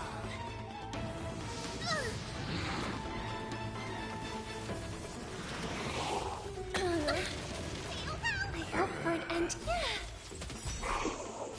There it is. That was a cool animation. As you wish. Stay put. Thanks. That feels way better. Oh, okay, so the little uppercut kick she is always her default attack, got it. I'm not using Castrus's ult because it will end the fucking fight, and I want to see what Our cute play session is over. this is. Collide that everyone believes in becomes a reality. Gotcha. That's a sick animation. Hang on. Alright, let's clean up. Fiends or devils, I'll crush them all. Doors echo. Welcome to my. Embrace a new life. Darkness with me. So I told you, the fight just ends when Castrus are ult. Such an ugly and useless creature, taken down with just a couple of hits. How boring. Hey, Bartolos, are you still alive? Give us a squeak if you are. Squeak! Look at you, all shaken up. Can't handle even this bit of action. Should be safe here now. Get to work. Aye, boss lady Cypher. Bartos activates excavation mode, unearthing the treasures buried deep underground. It doesn't smell like anything valuable this time. Since we've already dug it up, let's open it and see. Huh. Is this? The Journal of a Styxian Refugee. Month of Balance Day. 3 more neighbouring households moved away today. The tide has risen higher than ever before, already reaching the 5th step of the stone stairway to our residence. The priests insist it's merely seasonal high tide that will soon recede, but having lived in Styxia for 30 years, I've never witnessed water levels like this. Lindro from the harbour went fishing 3 days ago and reported that the seawater had become unusually turbid, appearing as if mixed with ink. Beneath the surface, he glimpsed strange shadows. Not human in form, yet possessing distinct outlines. After returning, he developed a high fever and has remained bedridden since. The city feasts have grown increasingly frenzied. Grand celebrations that once occurred only during the month of joy now happen almost daily. At the Unzo family's banquet last night, I witnessed 2 normally well-mannered women treading grapes barefoot, emitting strange laughter, and then directly drinking the dirt-laden juice. They claim to be mimicking Fagusha's ritual ceremonies, though I've never heard of such an absurd form of worship. Prices at the market have risen by 30%. The honey brew merchant reports that the brewing process has become exceptionally difficult lately. The yeast cultures mysteriously rot. Only by distilling with seawater collected directly from the harbour can they produce proper wine. Fortunately, our Doris remains lucid, and has wisely advised us to minimalize our consumption of the city's wine and water. Last night, strange music emanated from the harbour. It wasn't produced by any instrument, but seemed to rise from the ocean depths. The low, haunting melody sounded as if it were telling an ancient tale, compelling people to approach the shore. Several neighbors' children sleepwalked to the dock last night. They claimed to have seen the goddess in the water performing and wanted to get closer. The priests have forbidden all forms of musical performance and deployed soldiers to patrol the docks. For some reason, I can't shake the feeling that they're acting from fear rather than a genuine desire to protect us. Today I met Nora, the clove merchant at the market. She revealed that the situation in her district was far more dire than we had imagined. The spirit water pool in Fagusa's temple suddenly dried up 3 days ago, and despite their best efforts, the priests cannot replenish it. More alarming still, the strange cracks have appeared on the wall behind the deity statue, forming patterns or script that no one can decipher. Nora also shared a peculiar rumor. Some claim to have seen in their dreams a woman playing a lyre, draped in black veils, with eyes gleaming like seawater. She allegedly told dreamers that Styxia would soon face a great transformation, and only those who hear her voice would be saved. Some city residents have begun referring to her as the prophetic sea musician, despite the priest's determined efforts to suppress such rumors. We finally decided to evacuate with our entire family. The seawater has reached the highest watermark at the dock, yet some remain oblivious, still immersed in endless revelry. Our family and the neighboring Millen household have decided to journey to Arkama together. Reportedly, the world-bearing Titan's protection extends there, and the tides of darkness have not yet invaded those lands. We plan to slip away quietly tonight from the northern dock exit. We pray to Fagusa for safe passage. We have been traveling for 3 days now. Last night, the Millen family's youngest child suddenly developed a high fever, continuously muttering strange phrases that resembled an ancient ballad. His father decided to take him back to the city for medical treatment, though we all know there is little hope to be found there. This morning, looking back at Styxia from the hillside, I was horrified to discover the entire city enveloped in a strange aura, with seawater shimmering from an unnatural blue radiance in the sunlight. From a distance, those magnificent buildings seemed to twist and distort in the water, as if they were merely illusions. We encountered several other fleeing townspeople. They brought even more horrifying news. The seawater in Styxia has begun displaying strange colors and textures, sometimes thick as honey, other times solid as glass. Those who remained in the city have begun to undergo bizarre transformations. Even more disturbing is that at night, the entire city bathes in an indescribable glow, as if enveloped by some gigantic amniotic membrane. They say this is Fagusa's punishment, but I can't help wondering, is this the Titan's wrath, or is some power even greater than the Titans at work? We've decided to continue northward to Arkama. Along the way, we've heard rumors of someone named who can supposedly appease Fagusa's wrath, but these are merely legends fabricated by desperate people. We common folk can only rely on our own feet to flee this disaster. Tonight, after the children fell asleep, I secretly examined a small vial of seawater I brought from the city. It was the last drop collected from the spirit pool water in Fagusa's temple before we left. In the moonlight, it displayed a strange shimmer, as if something moved within it, unlike any ordinary water. By chance, I discovered that gently tapping the vial with my fingertips produced a peculiar sound. This, like distant lyre notes echoing. In that moment, I seemed to glimpse a mysterious woman standing upon the sea surface, sorrowfully playing a melody that no one else could understand. I don't know if this was illusion or reality, but if such a being truly exists, one who can hear the sorrows of Styxians, then as we embark on this uncertain journey, please grant us a flicker of hope, even if it's merely a beautiful dream. Arkama is now within reach. Taking one final glance back at my homeland, the beautiful scenery of old is nowhere to be seen. Only distorted masses of light and shadow undulating on the sea level, resembling foam heaped by waves before dawn, dissolving one by one to gradually reveal its cold and true nature. Ooh, this looks tragic. Do you think they made it to Akuma? Probably not. I've never seen or heard of anyone from Styxia and Akama. At least, I'm still left for Dolos. Guess this city wasn't so lucky. Huh. It does seem unfair, doesn't it? Just because they were born in the wrong place, they had to face such devastation. Meanwhile, those in Akama, simply because they're supported by the world-bearing Titan, continue to survive. Yeah, the world just isn't fair, is it?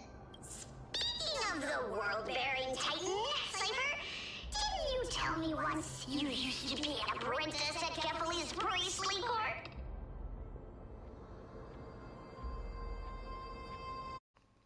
Oh.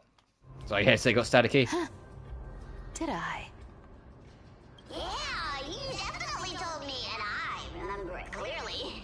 Maybe it's been so long your memory's gotten a little fuzzy. Ah, right. I did tell you. It wasn't a big deal. I just snuck in with a bunch of mumbling priests and watched them do their spooky rituals around some glowing rock.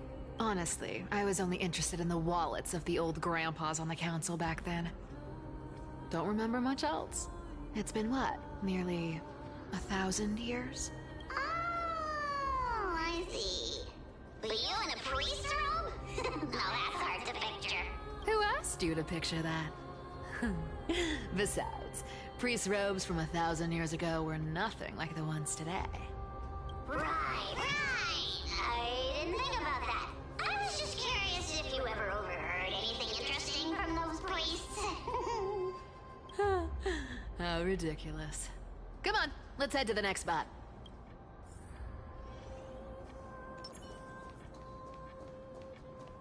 Where did this roadblock come from? Ugh, this is so annoying. The treasure is right in front of us.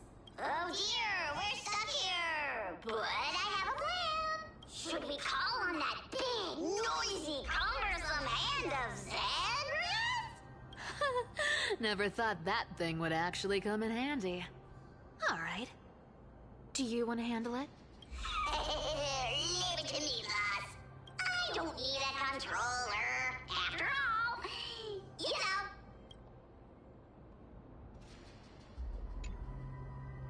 Hand of Zagreus, my darling. Activate!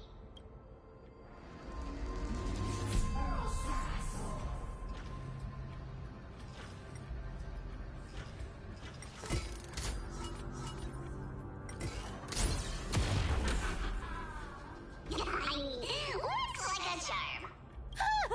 Not bad. However, I still don't see how this ties into trickery. Let's go to the next room. Hey, slow down! That question you asked me earlier. I think I just remembered something. What did I ask? You know, that question. The one you specifically asked me. Right after we dug up the second chest. Forgive me, boss lady, but have you been under a lot of stress lately? I didn't ask it. Bro, are you just gaslighting her? What's going on here? Oh. Is that so? Maybe you're right. I have been a little on edge lately. I need to relax. Alright, let's move on to the next treasure trove. Treasure, let's go! Twinkle, twinkle in my chest, how this core flame is the best. Wow, when it comes to singing, I still sound better than you, boss. Go beyond all time and space on the journey of flame chase. Cypher's VA is having the best time, and I'm all here for it.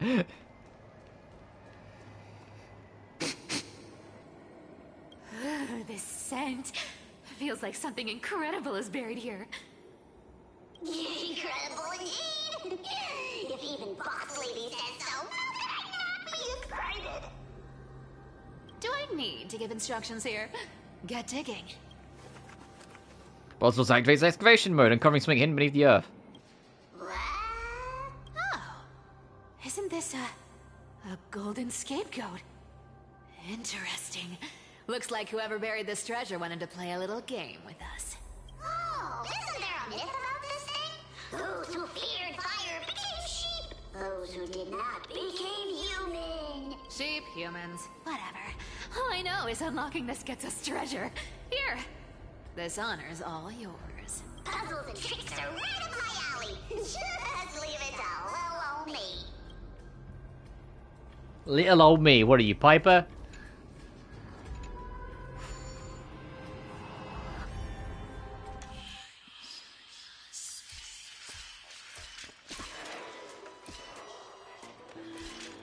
And because this one is story, it's going to be piss easy, yep.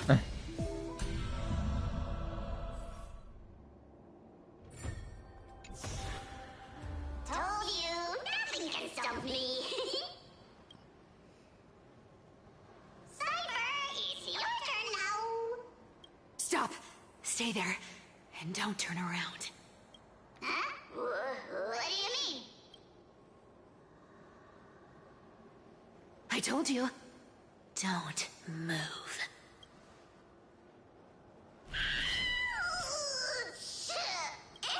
My poor old back. What are you doing? Shh, quiet. Don't say anything unnecessary. That seamstress. She's listening. What? Boss, do you mean? Stay put and keep quiet. I'll handle her. Whoa, whoa! Seamstress. Getting sneaky, aren't we? Did you think I wouldn't notice your little spies lurking around me? As time passes, I find myself leaning more and more on blind luck. With only the power of this little nymph. Naturally, I couldn't slip past your sharp eyes, Cyphera. Even if you could fully control Bartolos's mind, I would still be able to see through your disguise. Aglaya. You've gone to such lengths to spy on my every move. What exactly are you after? I've told you before, you don't need me to succeed. Why don't you just let this go? I already made an exception and got involved with Castorus and Grey Mystery. Asking for more now. Isn't that pushing your luck a bit too far? I'm sorry, Cyphera.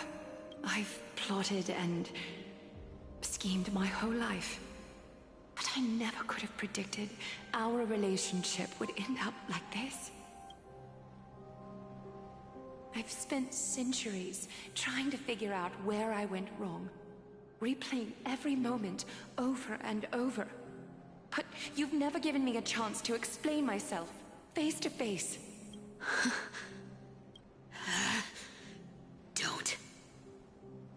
Don't talk to me like that. You know I can't take it.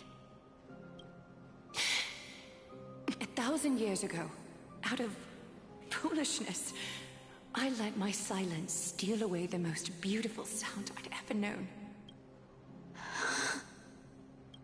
My silence. So this time, I must say this to you. Even if it's all in vain. I need you, Cyphera. The Chrysos Heirs mission needs you. These two have history. I mean, we know we do, but I mean like history. The finale I've delayed for far too long. I know we joke about like Himiko and Kafka being ex-wives, but these are the real Whatever resentment you ex-wives. still hold against me will fade once I'm gone. Please, come back to Akama. I'm begging you. Without you, they don't stand a chance. I'll think about it, seamstress. But stop watching me. Unless you want to lose me for good. Don't worry. As much as I'd love to hear your voice again, to see your face, it seems that chance will never come. Goodbye, Cyphera.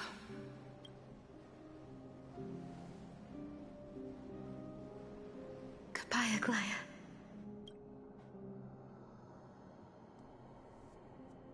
Ah, what a shame. I thought there'd be some real treasure under that goat's head.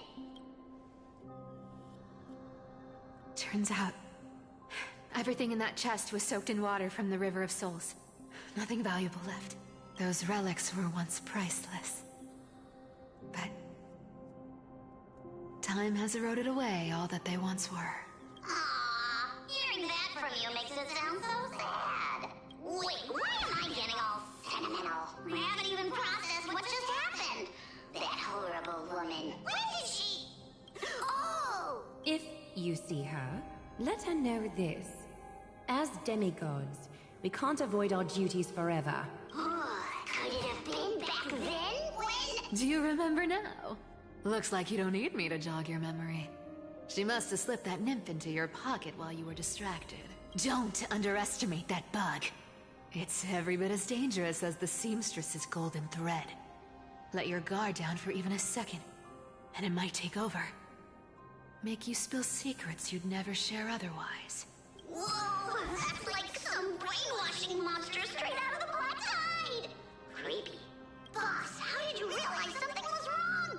I'm curious, what exactly did that nymph make me say? Huh. Actually, it gave itself away very early on. Speaking of the world-bearing titan, Cypher, didn't you tell me once you used to be an apprentice at Kefali's priestly court? We've been partners in crime for 1,000 years. We've talked about everything there is to talk about. Except for that one experience at Dawncloud. I never told you about that. I absolutely wouldn't have shared that with anyone. But, boss lady, there's a chance Aglaia wasn't trying to trick you? And as far as I know, the embodiment of trickery despises that golden thread which forces people to speak the truth. You'd never defend Aglaia, isn't that right, Zagreus? You have a terrifyingly sharp mind. After all, I'm the only one in the world who knows you're still alive. To make sure you survive the Titan trial, I had to fool the entire world. If you want to keep that lie from falling apart, you'd better keep playing your part in the days ahead. Even if it weren't for saving my worthless little life, I'd still walk through fire for Cypher without hesitation.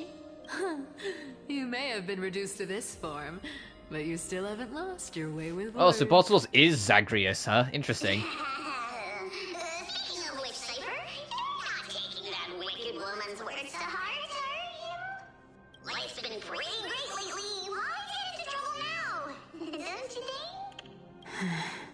Honestly, I've been thinking. Maybe a trip back now wouldn't be too bad. You're back again, Cyphera, your face. I need clothes. Anything. Just throw me something. A piece of cloth will do. Just enough to cover the wounds. I will pay back the amount I owe. I promise. You're bleeding golden blood. Yes. What about it? So what if I'm one of those Chrysos heirs they talk about? Those infinitely strong heroes. World-renowned swordsmen. Exceptionally intelligent scholars. Cyphera. Oh, I'm sorry to disappoint. Who knew that group of amazing people would include me? A pauper. Thief. Con artist. Maybe I should just make another cut to drain all this yellow stuff out of me. Stop it, Cyphera. I'll give you clothes. Warm you up and stay here. Stay in my workshop until you're healed. Aren't you going to ask me how I got these wounds? Right. What's the use? I'm so good at lying. Even your golden thread can be fooled. If you can't verify the truth, why bother asking at all? I don't need to ask. Nor do I need to use the golden thread. I know everything you do is for survival. At all costs, stay here. You won't have to deal with the cold or go hungry again. Stay by my side, and you can start putting yourself back together. Aren't you worried I'll ruin this place's reputation? Or that I might sneak off with your precious clothes and sell them? I wouldn't have invited you if I were worried about those things. You're weird, seamstress. You know, they say a child who often lies remains a liar for life. I've tried not to become a liar. But honestly,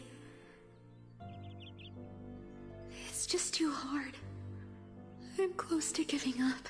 What makes you think I won't disappoint you? Because I can feel it. Not with the power of a demigod, but with the heart that beats in my chest. You love this place. That's why you keep coming by, but also why you hesitate to stay longer. You worry you'll tarnish the Gold Weaver name. After taking over Nestia's divine authority, I became used to letting the golden thread distinguish sincerity from falsehood. However, the mission I need to complete requires me to learn to trust and rely on my heart. Cyphera, you're an honest thing I've given to this world. And also a challenge the world has given to me. Stay here with me. You have a beautiful face that deserves better than to be covered in scars and grime. You've got a way of talking that's hard to follow. All right, let's make it a deal. You have 1 day to change your mind. Once the action hour passes, there's no turning back.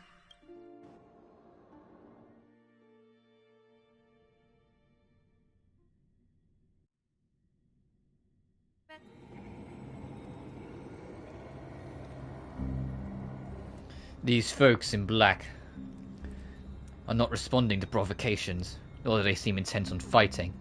What exactly are they waiting for? Pressure. Fear. Planting seeds of anxiety. It seems this is the strategy they've chosen. An organization that sees it as their mission to eradicate the Chrysos heirs. I've read some chilling accounts, stories of the cleaners using alchemical arts to implant fragments of memories into their successors, ensuring both identity and hatred lives on. From what I know, these stories are true. The kindness we know today, strictly speaking, is the 27th kindness. Objectively, the rise of the cleaners was both inevitable and necessary. Yet, their ruthless and twisted methods earned them nothing but disdain and condemnation from history. And still they endure, an organization persisting through time, now working tirelessly to obstruct the flame chase.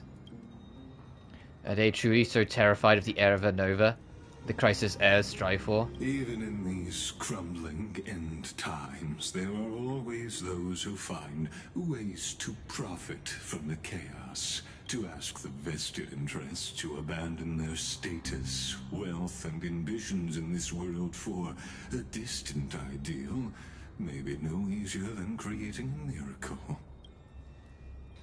I wonder where Azel is now. If they're targeting me, she definitely won't escape their notice either. I hope all is well. Is that Lord Chrysos? There you are, Lord Donghung. We couldn't reach you on the teleslate, so the Holy City Guard almost assumed you two had met some terrible fate. You pests crawling in the shadows, back off. Your plot ends here. You played your hand. Run while you still can. It might be your only chance to survive. Stay away from Akama forever. If you set foot there again, the fury of its people will tear you apart. Because Aglaya is dead, and in the eyes of the Holy City citizens, her blood is on your hands. What?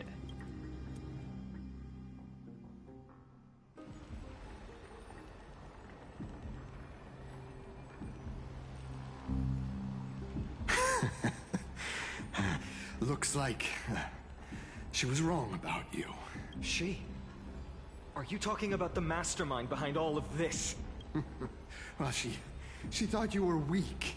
She believed that even when you were facing the evil that you claimed to oppose, you'd hesitate to strike.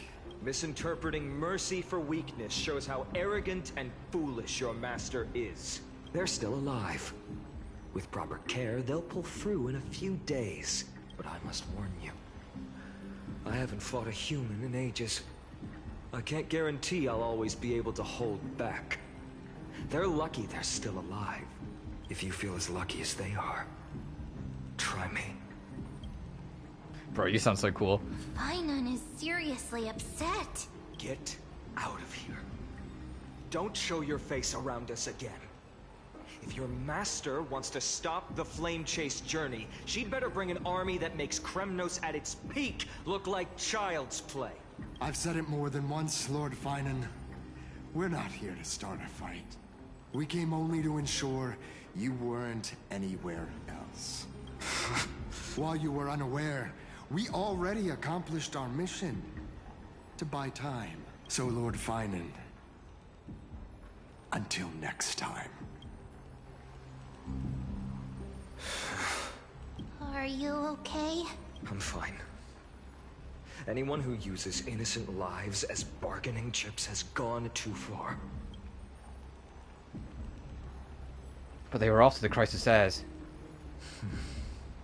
I guess the opposition within the Council of Elders is still desperately fighting to obstruct the flame chase. If the conspiracy is exposed, they'll be hunted down in the Holy City like rats with nowhere to run. No matter where they hide. My teleslate.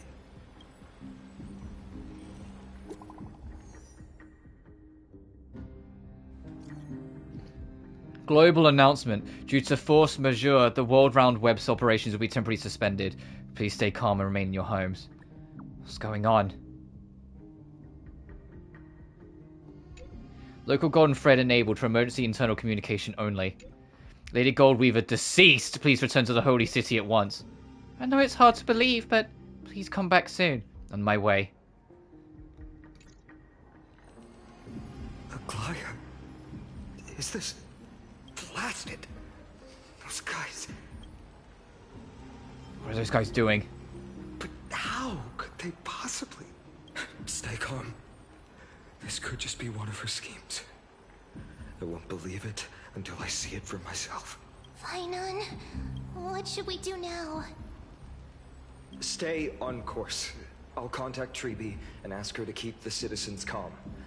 We'll hurry back to Akama as fast as possible and assess the situation in the city.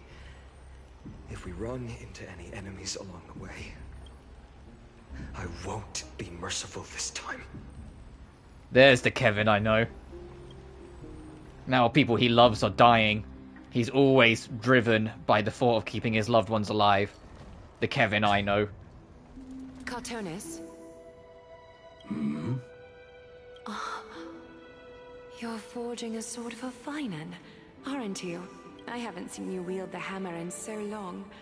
I couldn't help but be entranced by the sight. You, Aglaya, in this form you come to me. It means... That's right. At this moment, my physical form is already shattered. My journey as a human in this world has come to an end. It's time to fulfill our pact. Of course. The pact. I haven't forgotten. The thing I entrusted to you. Do you still have it? Far too plain this vessel is. Not worthy of you. Do you still insist? I insist. Over the past 1,000 years, every piece of fabric I've worked with has been tainted by my cold divinity. It's made me hate their colors, texture, and scent. This ornament stands apart. It was a gift from a child. She was pure and kind. I often wished my childhood could have been like hers. How to say goodbye to everyone? Have you already planned? I'm afraid there's no such detailed plan this time. I deeply regret not being able to say farewell to them, one by one. The moment has come. My departure will give them one less thing to worry about. This parting gift should help ease the regret of such a sudden goodbye. Invented for the Titans, Kremnos' soul-forging technology was. Though divinity it retains, filtered out, the remnants of humanity will be. Is that what you want, Aglaya? You've confirmed this with me repeatedly. Yes, Cartonis. I need you to do this for me. Condense my divinity into this ornament. It might still be useful in the future to help them complete their mission. Selfless until the end. Envy that child, there's no need to. Already lived a grand life your humanity has. Your praise puts my heart at ease, Grand Craftsman. Now, please, take me through the last tempering that fate has to offer.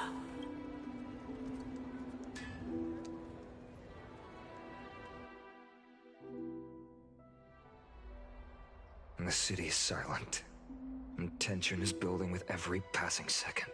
The news is probably spread by now. Every household is locked up tight, and all the market stalls have closed down temporarily. It feels like a scheme. I hope so.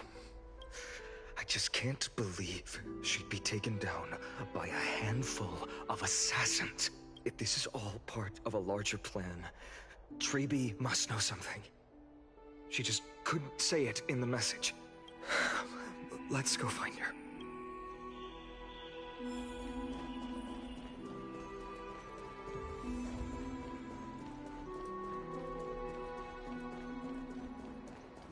God, it is hauntingly quiet now. I think my theory that I've had since like 3.1 at minimum is going to come to a head. My theory that none of the Chrysos heirs are going to survive this story. Oh, you're back. How's everything? No injuries, I hope. Don't worry. The cleaners didn't lay a hand on us. Lord Chrysos, were you in the city when it happened? What exactly went down? Regrettably, no one knows the details of that moment. Eyewitnesses only saw... It's fine. Just tell me. Eyewitnesses at the Memorial Palace saw Aglaya fall from the Chrysos airbath. Oh, gods. She showed no signs of life by the time the Holy City Guards approached to check. They were too afraid to jump to conclusions. After all, she was a demigod who lived for over 1,000 years, the leader of the Chrysos heirs. Most citizens of the city believed that death couldn't touch her. She was pierced through the heart by a uniquely crafted dagger. I saw it for myself. It's one of the weapons carried by the cleaners. She really was assassinated. No, that doesn't make sense.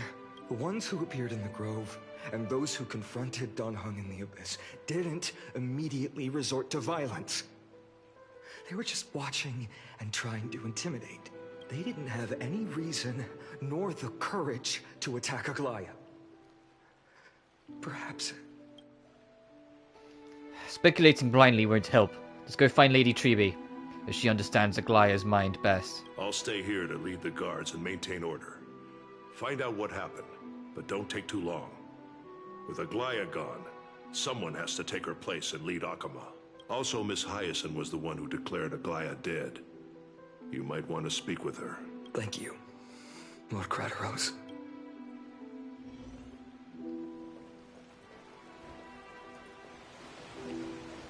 The baths are empty.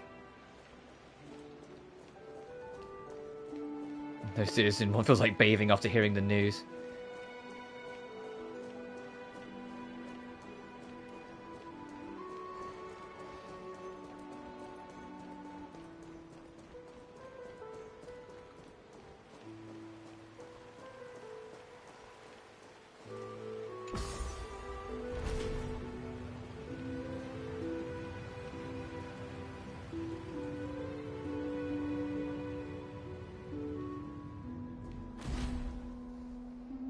Hyacinth. You're back. We've heard from Chrysos. Are you alright? I'm fine. I've been staying close to Lady Treby and Lady Trinan after the incident. It's great that you could come back so quickly. They need someone with them now. You witnessed Aglia's? Yes, we witnessed her final moments. I tried to treat her immediately, but even the sky's blessings, declaring her death, was the hardest thing I've ever had to do as a doctor. Lord Finan, don't push yourself. You're carrying a heavier burden now. Please, don't fall. Oh, sorry, headset got staticky again. It's fine. I can handle it. What I've lost is a mentor and a comrade in arms.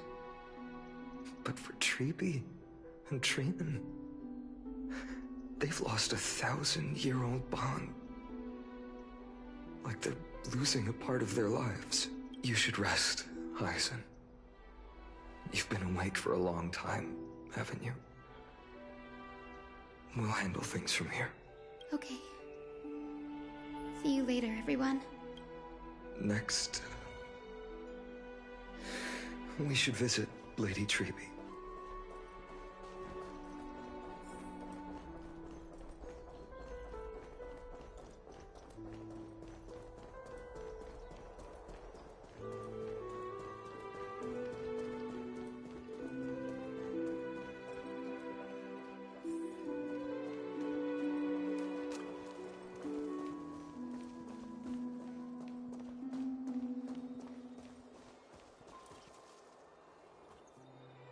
Snowy. Little Gray. You're back. Lady Treby, Snowy, don't. Please don't apologize to us. You went to the grove to prepare yourself for the threats to Akama. You didn't do anything wrong, so don't be hard on yourself. We were always by Aggie's side throughout this long journey, so we understood her thoughts better than anyone. She knew she wouldn't see the end of the Flame Chase journey, yet she gave everything without hesitation. For the future of everyone. I know what Aglaia expected of me. Right now, the last thing Akama needs is a leader wallowing in self-pity. The scroll over there was entrusted to us by Aggie. She instructed us to hand it over to you when the time was right. I think now's the right time. Golden threads frayed the fringe of an era, and posterity took up the sentiments, forming hangings on its web. The tragic news heard during your travels, head to the book and write it down.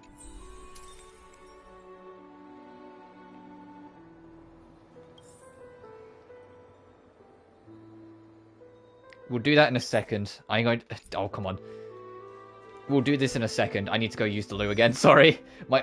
Before we get, like, real knee-deep into all the depressing stuff, like, all the water I've had got to me. 1 sec, sorry.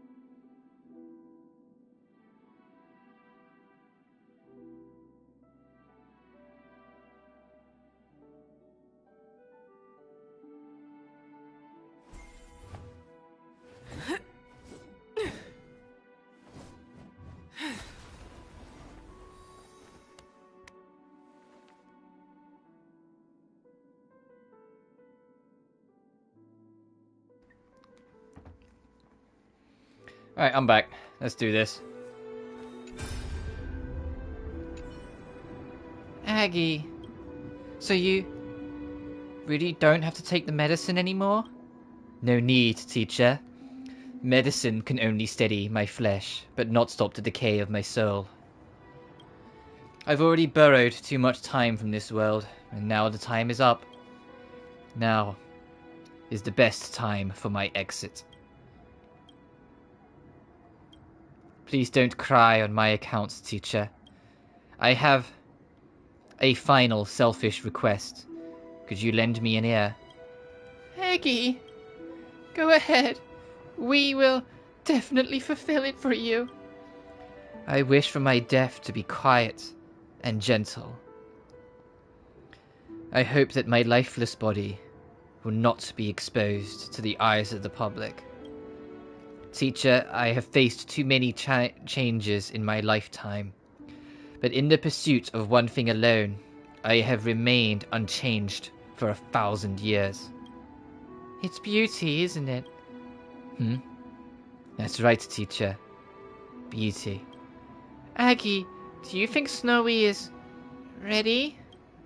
1,000 years ago, when I took up the core flame of Minesta, do you think I was ready then, teacher? Born into this era, we had no choice but to grow amidst the raging waves, not set sail after everything was prepared. Fine, and he will understand. He will grasp the duty I've left to him. He is mature enough now, no longer blinded by anger or hatred.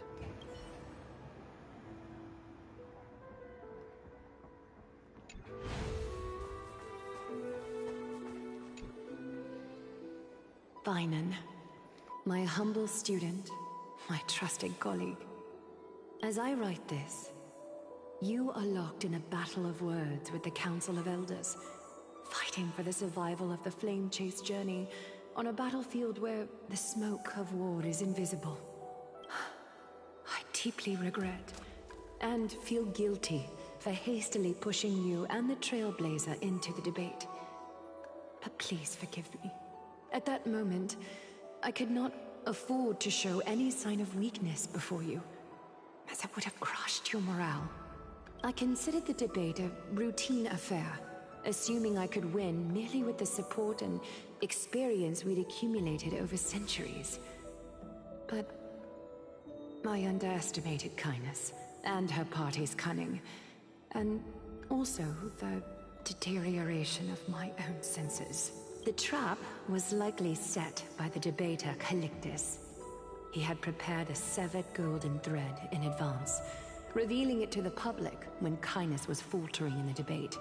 He claimed I was reading everyone's thoughts with the golden thread to cheat in the debate. I could have countered that low tactic in 100 ways. But my words slipped out before I could even think about them. With deceitful scoundrels like you in the crowd, I have no choice but to rely on the golden thread to keep watch over everything in this holy city. You can imagine the reaction that comment provoked. At that moment, I felt my time was running short. The divinity in this body might be eternal, but that is not the essence of me. I am a daughter of humanity, born of my mother, and I will die as a human. Realizing that my humanity was fading, I began to plan my exit. What kind of departure would not waste such a belated death? I have yet to find the ideal answer, but I knew I couldn't simply fade away in my sleep like anyone else. The serpents have always lurked in the darkness, terrified of their heads being cut off by the golden thread. If my departure were to be calm and uneventful, it would only lead to a swarm of those serpents emerging from their nests. Regrettably, a peaceful death is a luxury I cannot afford. I must feign weakness deliberately to make those serpents lose patience and act rashly. Just as they think they've struck and sunk their fangs into my heels, that's when I'll strike back. igniting the final blaze to burn away the threats hidden in the shadows. The blaze soaring into the sky might sow fear and confusion, but I have no worries about people losing their way. After all, Arkema still has you to guide them, Finan. You're not perfect, Finan. I've witnessed your confusion. You're not the best, but you're getting there. And deep sensitivity, dawn after dawn. The heavy burdens of your past have always weighed you down, inflicting deep pain. Yet, in your way, you are perfect. You embrace everyone's imperfections, always ready to find the precious qualities hidden beneath their rough exteriors. Unconditionally. That might be what sets our Sky Father Kefili apart from other deities. They recognize the imperfections in their creations, yet still choose to shine their light on them, offering protection with unconditional love. Finan, while you zealously pursued strife, believing it to be your destined path, from the very beginning, my thoughts have never changed. You are the destined world-bearer of Amphoreus, the gate to Amphoreus's future. Go, complete the flame-chased journey of the prophecy, ignite the stars, and inspire hope in the hearts of humanity. I will be waiting at the end of the West Wind, looking forward to the miracle you will create. Aglaya, how could I possibly be worthy of the burning torch you've passed into my hands?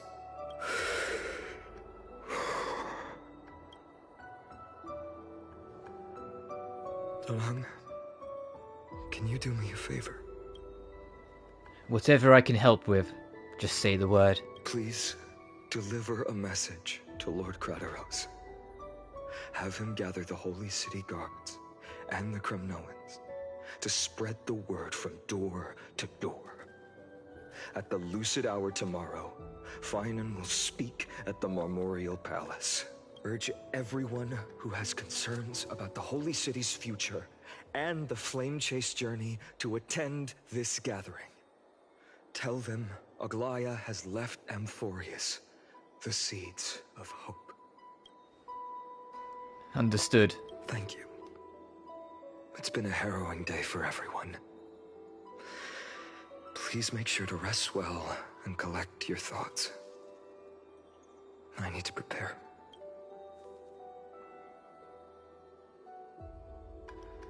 Finan, Shartonus has arrived.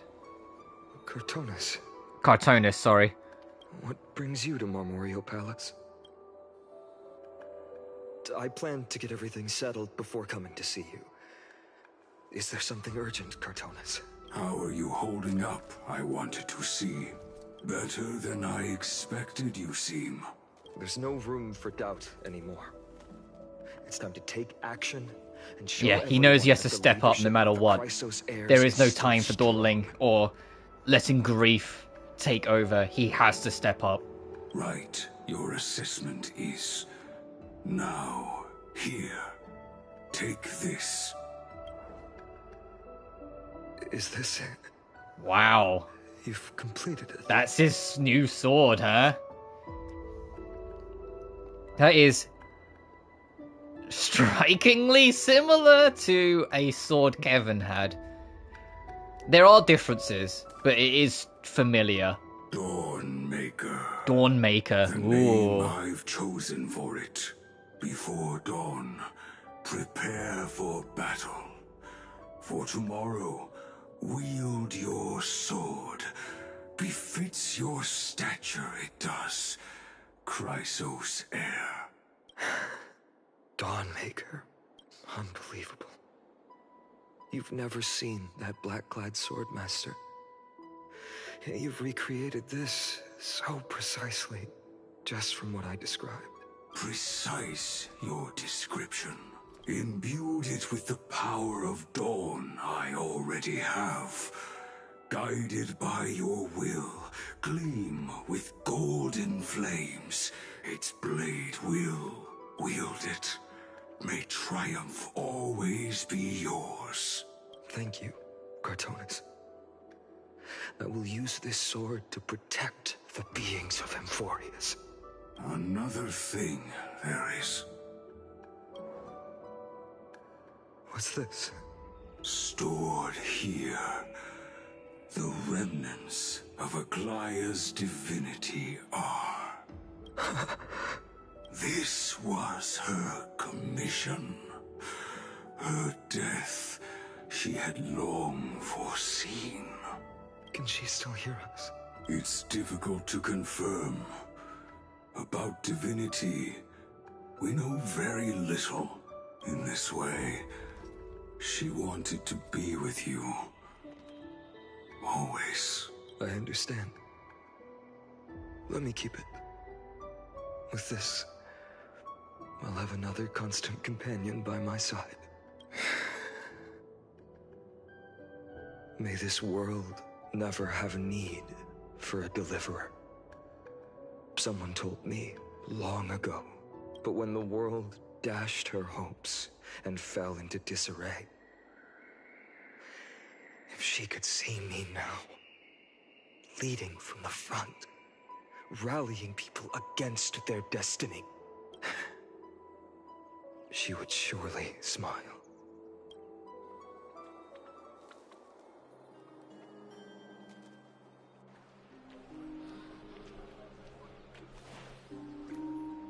How will the Holy City continue without Lady Goldweaver?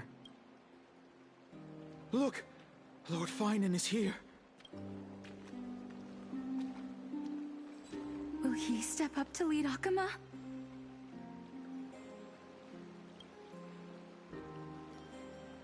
Not long ago, I spoke at the Citizens' Assembly at Dawncloud. I wrestled with every word, searching for the right ones to rally support and keep the Chrysos Heirs' flame chase alive. In the end, I remembered a lesson from one of my teachers. In battles where words are weapons, outrage and blind passion often overpower reason. I followed his strategy. I painted my opponents as nothing more than pests, tore apart their character, and laid out their crimes. The strategy worked. I secured enough votes to achieve my goal, but afterward, there wasn't even a flicker of joy.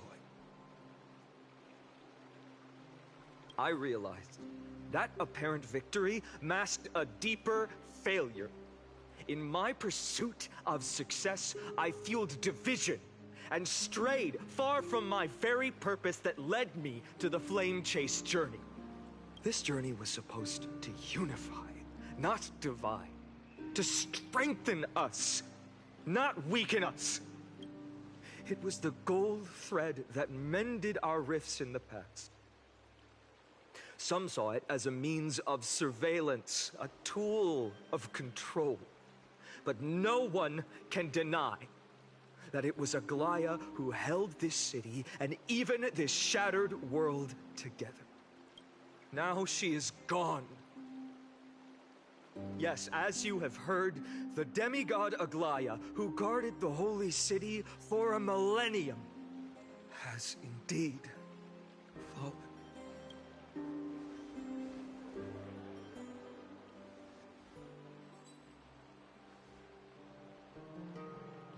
Who murdered Lady Goldweaver?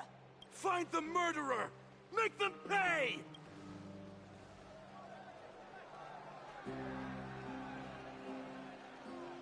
I felt the same as all of you initially. I wanted to stand here beside you, to condemn the sinners, to discuss retribution, and to see justice brought down upon them.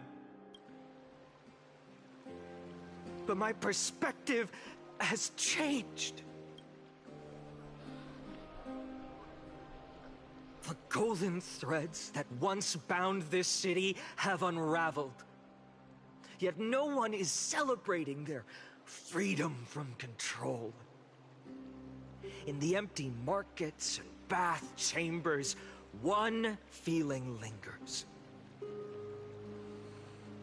unease. Deep down, we all know the last safeguard against the harm we may do to each other is gone. No divine power will protect us from the malice in our hearts.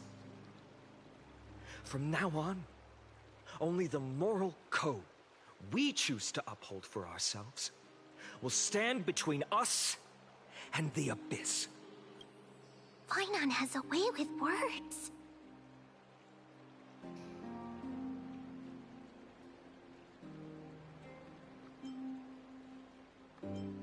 Be quiet and listen carefully. Oh, all right. The flame-chased journey is nearing its end. With only one Titan left for the Chrysos heirs to conquer. Aquila! Before I rise to the skies, I challenge you. Cast out the shadows and malice within your hearts. Let your spirit shine brighter than the sky itself. Let me bear witness. Even without the divine authority of romance, Akuma will remain a sanctuary in these end times. A place for the kind people Aglaya dreamed of. The kind of people foretold in prophecy. A better people! Better people! Better people! Better people! Better people! Better people! Better people! I appreciate your willingness to accept the challenge. You have reminded me that Aglaya left me perhaps the simplest duty in the world. To bear the burden of creation, I need only to give one thing. It's a gift she once gave me without hesitation, and now I share it with each of you. Unshakable faith. There's still a long way to go before Amphoreus is reborn. But we will not forget the past as we move forward. For the memories of Amphoreus will always benefit future generations. Allow me this moment. I want to borrow a few minutes of your time to commemorate a demigod who protected the holy city for a millennium. She was Akuma's dressmaker, the leader of the Chrysos heirs, the Gold Weaver, Aglaya, and her greatest feat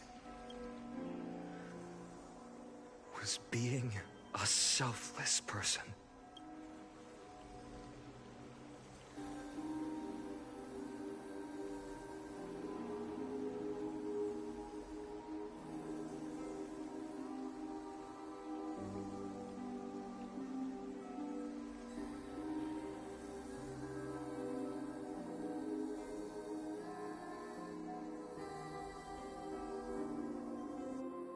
That singing sounds so familiar.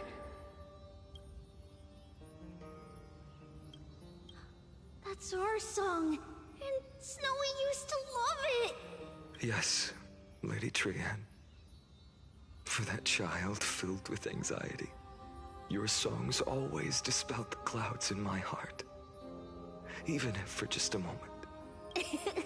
Snowy was so cute and kind when he was little. Now, you've grown so much. Maybe not as cute, but still just as kind. Time spares no one, so there's nothing we can do. But kindness, you helped nurture it in me. Don't mention it. Your light is as bright as ever. Keep it up and stay strong.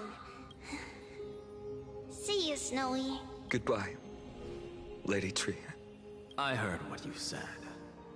Are you suggesting the debate tactics I've taught you are nothing but sleight of hand? Not at all, Professor Anaxa.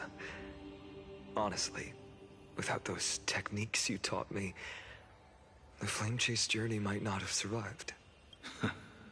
Good thing your head's still clear.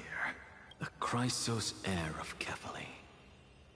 I had no idea you had it in you while I was drilling those formulas in your head in class. Who could have thought, Professor?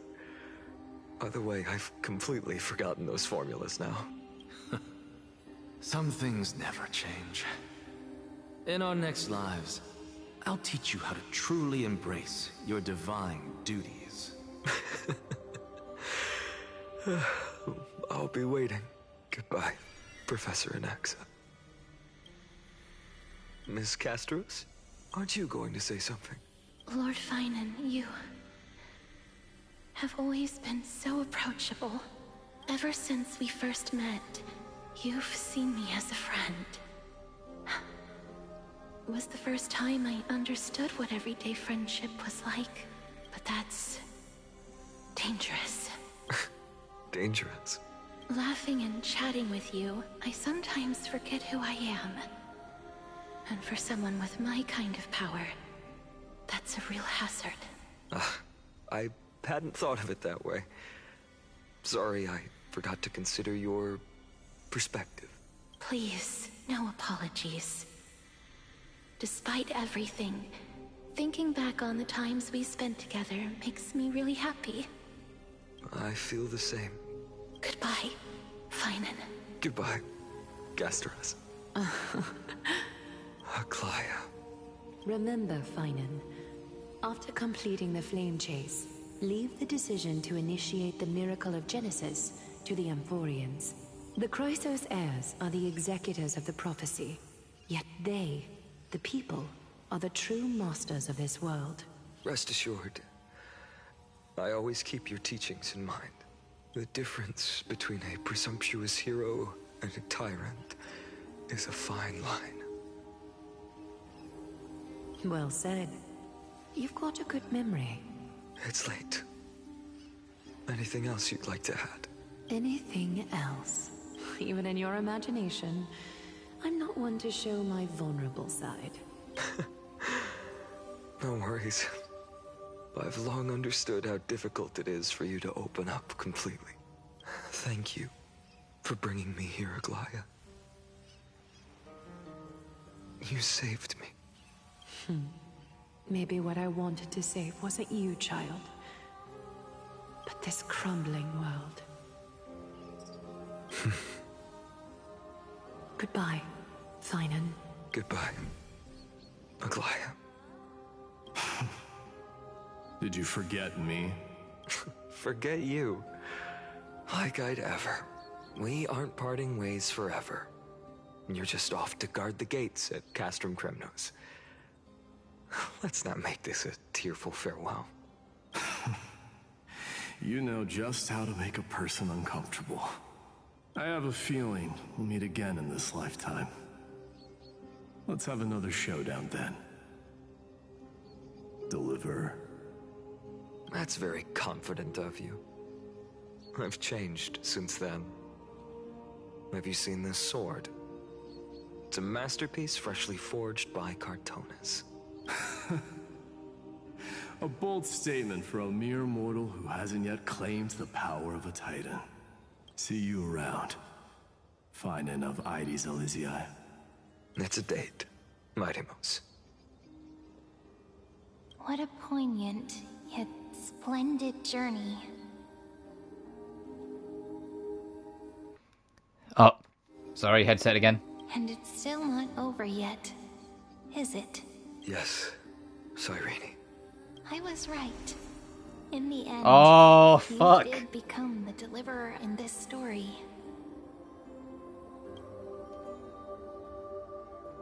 She's coming. A lot has changed while you were away. I've met so many people and tried so many things. I've found new resolve. And I've let go of some attachments. I'm not the same person I used to be. But to me, you've never changed at all, Finan.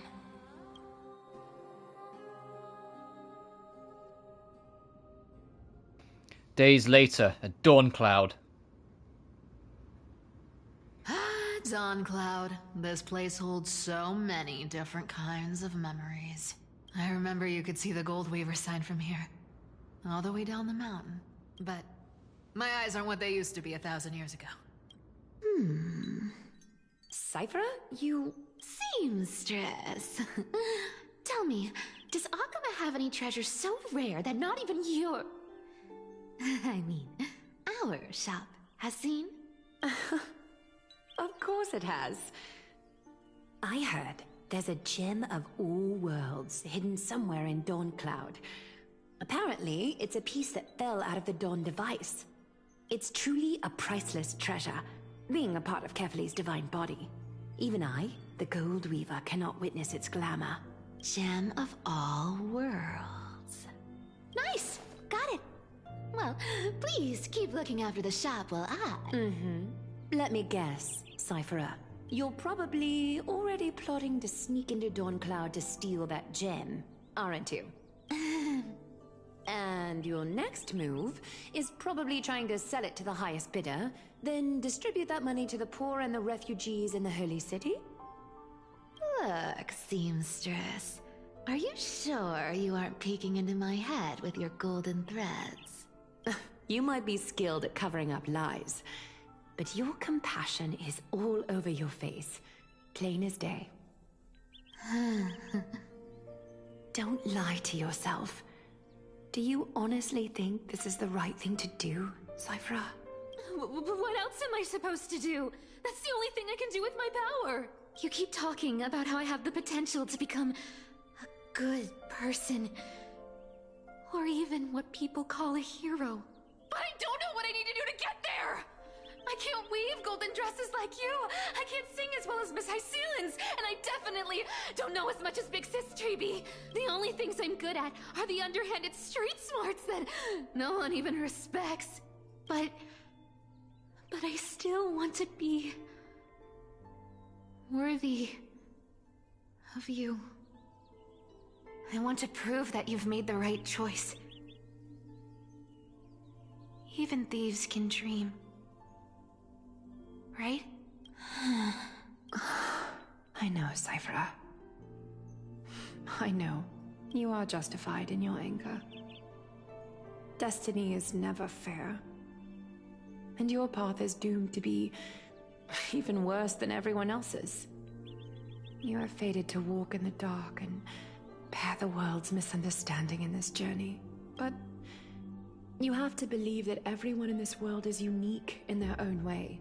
I am convinced that you're the only one who can bear the authority of trickery, even if you have to contend with the legendary 300 master thieves of Dolos. Aglaya, I just want everyone to believe that the world is beautiful, and that everyone is simple and kind. If only I could get everyone to believe that. Would that lie become reality? If enough people believed in it, even though it's a lie. Lies will always be lies, Cypherer. But sometimes they can be more noble than the truth. Are you really planning to just stand there forever?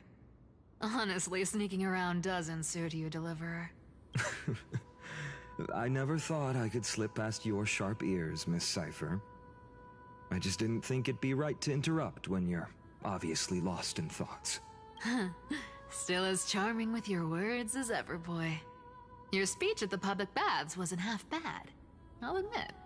It managed to touch my heart. Just a smidge. Thank you. I had a feeling back then that you were in the audience. Intuition certainly is a thing of wonder. Oh, and you didn't call me out on the spot. You waited all this time to tell me. Well, I thought you'd need some time to yourself. After she passed away. None of your business. Enough small talk. Tell me, What kind of trouble did you run into that you need me, the super old-timer, to step in? I know, like, we joke about it and whatnot, but it is clear as day, regardless of whether it was ship-esque or family or friend or whatever, Cypher genuinely dearly loved Aglaya and is heartbroken that things have turned out the way it has. Even before she deathed, she was heartbroken that they, well, fell out with each other. That they couldn't be on the same side with each other. It tears her up inside, and now she doesn't have the chance to actually, like, bury that hatchet. She's gone. We've only met a couple of times, but you've always gone straight to business. I respect that about you, old-timer, so I'll cut to the chase. You're probably aware that Aglaya has earned the support of the entire city for the Chrysos Heirs. Everyone believes that she died at the hands of council members who were against the flame chase, and the citizens' fury has been dragging these schemers out of the shadows one by one. But they didn't get everybody. To this day, we still haven't found Elder Kynus, the leader of the Cleaners. Ah, I see. You're afraid she'll do something wild now that she's pushed into a corner, aren't you? Yes. I believe that Kefali's core flame, forever enshrined above the council theater, would be the opposition's final trump card against the Chrysos Heirs. We're setting out to campaign against Aquila in a few days. With the Chrysos Heirs gone, it'll be their best chance to strike. You think those desperate dogs will try to snatch the core flame while you're gone? So, you want me to give them a nice long walk while you're away, right? You sure saw right through me, Miss Cypher. I know exactly what you can do. Godlike speed, perfect disguises, untraceable movement, and that most enigmatic authority of trickery. I have only one request. Please, use whatever tricks you need to protect Kefali's core flame. Even if you have to deceive the rest of the Chrysos Heirs as well. Uh-huh. Hey, Deliverer. Do you honestly think that there's no way I'll turn you down? Do you even have any plan Bs if I decide to nope out on this? As the demigod of trickery, there are no other trump cards in the world that can outrank you. I'm sure you know the answer to your own question, Miss Cypher. What confidence. You talk as if you have everything in the palm of your hand. Huh. So you did learn a thing or two from her. I'll give you that. Then let me tell you something you don't know. The Flame Reaver. They've been watching Akama closely. You mean? Bet you didn't expect that, huh? I've been tracking them all this time. And this is my conclusion. That lunatic may have lost their mind. But they're no fool. Why do you think they haven't made a move on Akama yet? Professor Anaxa once analyzed this. He thought it was probably because Kefali's core flame was protected by the Council of Elders' secret arts. Ha! Sacred art's my foot! I could break those mechanisms with a flick of my finger. Allow me to let you in on the actual secret. They probably held off from attacking Akama because the Seamstress's defense network was way tougher than you thought. Now that she's gone, and you're heading out to the Eye of Twilight, with the city's defenses in shambles. What a dangerous situation we find ourselves in. But since you're the one who brought it up, I'm guessing you already have a solution in mind. Just look how ridiculously calm you are right now. But you guessed it right. Consider this a 2-for-1 deal. I'll keep that lunatic entertained on top of protecting Kefali's core flame. You owe a big favor after this. You have my deepest gratitude. That Flame Reaver's power is truly unfathomable. Please be careful. Don't forget, Deliverer. There's a fundamental truth in this world. Cyphera will always get the last laugh. No need to worry about a demigod. I'll do my job. So you need to make sure you don't die before you pay me.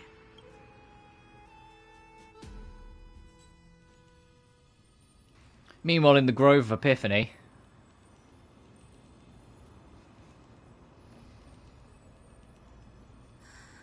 I'm back. I've been trying to stay away from here since the Black Tide destroyed the grove. And through that, stay away from the memories that might make me sad. But the wind keeps pulling me back. Maybe that's the Twilight Courtyard's duty, after all. I know, little Ika. I know. I too miss the days when we all studied together. But we have an even more important mission this time round. Lord Finan has already set the date to campaign against Aquila. Being a descendant of the Sky People, You're right. At least I can still afford to get lost in thought once in a while. Oh, ancestors. Please wait for just a bit longer. The time I spent in the grove deserves some reminiscence.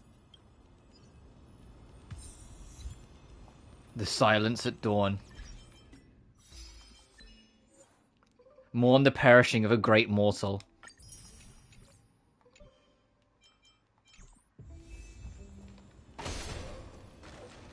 Oh, we can add her to the squad.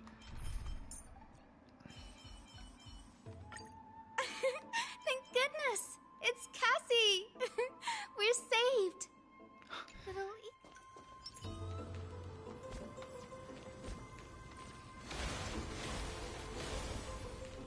Lionel, wait for it! Cute. I am curious though, before we do the next bit, hang on. I don't know where it is.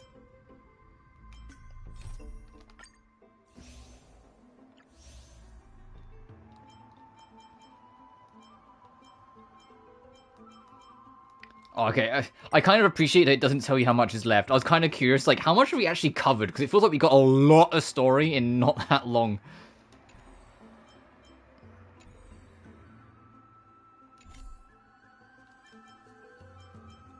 And the other thing I wanted to check...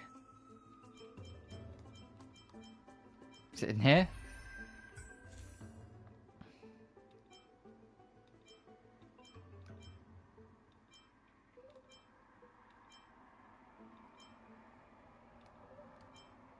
Oh, is Cypher not here? Damn, I was gonna say, I wanted to check Cypher because I said I wanted to find out who our voice actress was. Oh, not that I think it would have told us. Nah.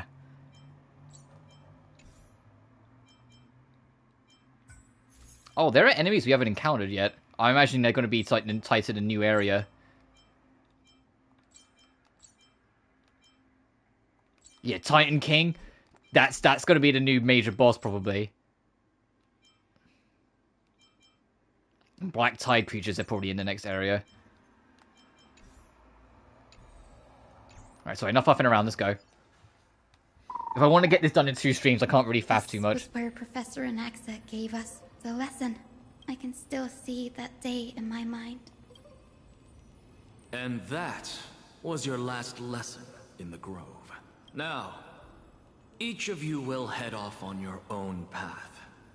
How much the Grove's teachings can help you in the real world depends on how well you can put knowledge into practice. However, heed this warning. If you ever do anything disgraceful out there, don't ever claim you were the student of Anaxagoras, one of the 7 sages. Professor Anaxa, there are still other classes scheduled on the calendar. Are you sure you didn't... Firstly, call me Professor Anaxagoras. Secondly, to clarify, the last lesson means the last lesson I will teach you. I will be entering seclusion from today onwards to research ancient alchemy, and all my teaching activities will be put on hold. Ah, I see. So you're saying that the lessons taught by all the other teachers aren't good enough to be considered lessons? All you do every day is wag that sharp tongue of yours. That's a credit deduction, Finan of Ides Elysiae. I have nothing left to say. Next. Please wait, Professor. According to the Grove's protocols for a cohort's final class, the lecturer should take some time in that lesson to discuss the students' post-graduation aspirations with them and guide them toward a solid path. Surely you can't skip such a crucial step, Professor. teaching assistant Miss Hyacinth is truly Professor Anax's nemesis. Fine. Since Hyacinthia insists on this, let's go through the process. Since some of you are so eager to speak, why don't we start with you, Finan of Ides Elysiae? What is your post-graduation aspiration? Me? Well, it's not exactly an aspiration, but the only thing I want to do is to protect the people I care about. I see. So you want to be a hero? How boring. Next. I didn't say... Castoris, you've been giggling for quite some time. How about you go next? Perhaps my answer is a bit vague and meaningless, Professor Anaxagoras, but I hope the world can be freed from the agony of death, so that every living being may find calming peace. How naive. So naive that it makes me want to weep for your fairy tale. See, this is why I don't want to follow those outdated protocols. All I get are boring answers. Since you suggested this whole process, why don't you wrap this up, Hyacinthia? Share your aspiration with everyone, and let's see if yours stands out. So it's finally my turn. Good thing I came prepared. My aspiration is nothing less than completing the final blank page at the end of the hero's epic. Blank page? An interesting description. Do explain, Assistant. I've read all of Amphoreus' heroic epics while studying at the Grove, and a common thread came to my attention. Almost every epic ends with a description of the hero's achievements. But few mention how the everyday people of that time lived. No one recorded the struggles and suffering the commoners endured. So you're saying that, instead of legendary heroes, you're more focused on commoners living on the peripheries of historical records. Perhaps I'm influenced by my background.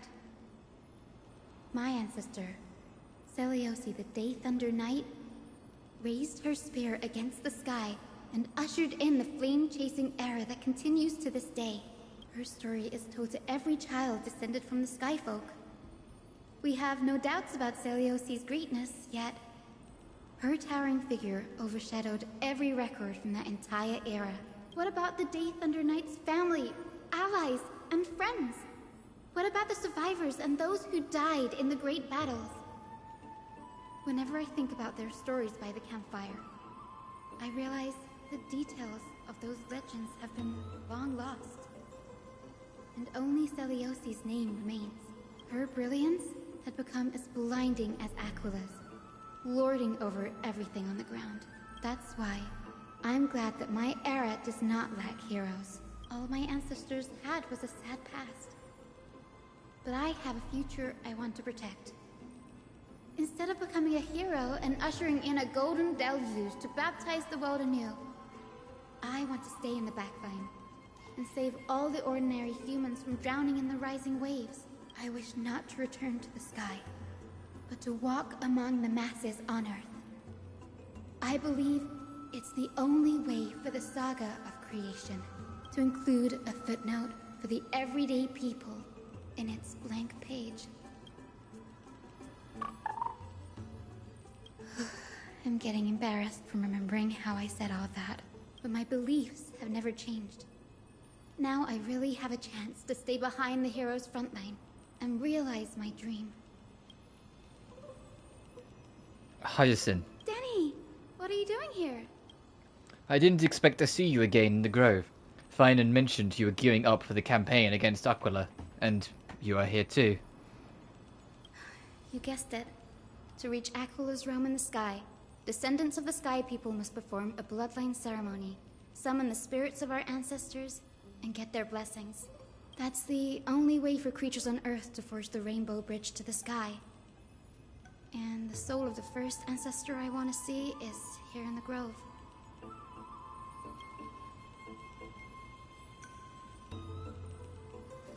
The rainbow bridge is essential to retrieve the core flame of Aquila, but understanding such a vital ceremony alone is far too risky. Don't worry. I have little Ika with me. You will protect me, won't you? Yeah, fat fuck will save the day. Well, what brings you here, Danny? I'm collecting as many myths and research about the Titans as I can. Everything about Amphoreus is a valuable addition to our data bank when I get back to the Astral Express. Right. If all goes as planned, you and Gray will be able to go home after this mission, won't you? Yes, assuming we can actually break the curse about worlds beyond the sky. I have a feeling it's not going to be smooth sailing. Oh? Could it be that you too have some kind of hidden powers to make prophecies now? It's not it, but I'm starting to question how real everything is after a conversation with a member of the Council of Elders. Nope. I didn't understand that either, little Ika. Don't worry about it. There's still a lot that I still don't understand. Since we've already met up, why don't you come with me, Danny? I was thinking the same thing. The grove is fraught with danger right now, and an extra pair of hands translates to extra security. That's the dependable express guard for you. So, shall we get going?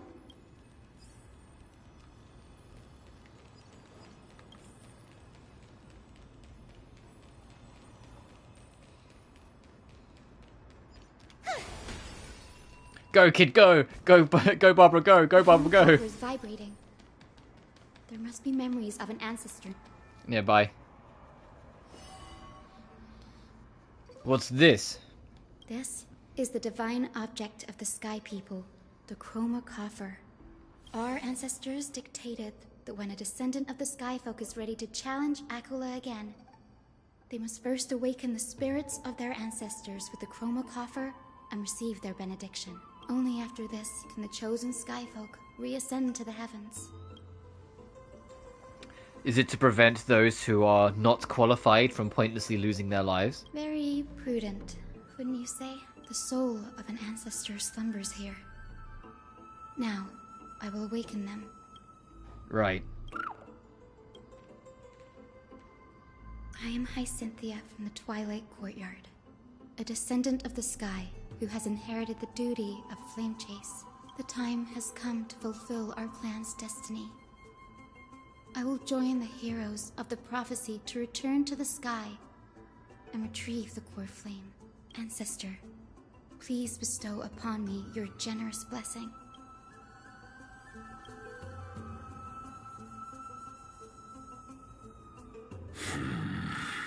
Who has awakened me? It's I, Hyacinthia, a descendant of the Sky People. I apologize for interrupting your slumber. You are Lord Chrysos, aren't you? I've read your story in our family tree. You were a righteous judge who vindicated many who were wrongfully accused. I never imagined someone in this era would still remember my name. So, our bloodline and duty have continued to this distant age. Indeed, it has. I have awakened you in the hope of receiving your blessing, for the Flame Chase journey is nearing its perfect conclusion. And retrieving the core flame of Aquila is the final challenge the heroes will face. Perfect conclusion. Hyacinthia, you look very young, and you do not have the bearings of a warrior who can contend with a Titan. How can you convince me that this blessing will not turn into a curse, leading a child like you to your demise? 1,000 years ago, Seliosi, who conquered the skies, left behind legends and a will, entrusting the mission to return the Sky Titan's core flame to her descendants, to people like you and me. Though I'm not a warrior, I will not turn away from the mission that has flowed through our blood for 1,000 years. And I am not fighting alone. I have the strongest and most tenacious companions in the world. Amphoreus is in an era brimming with heroes.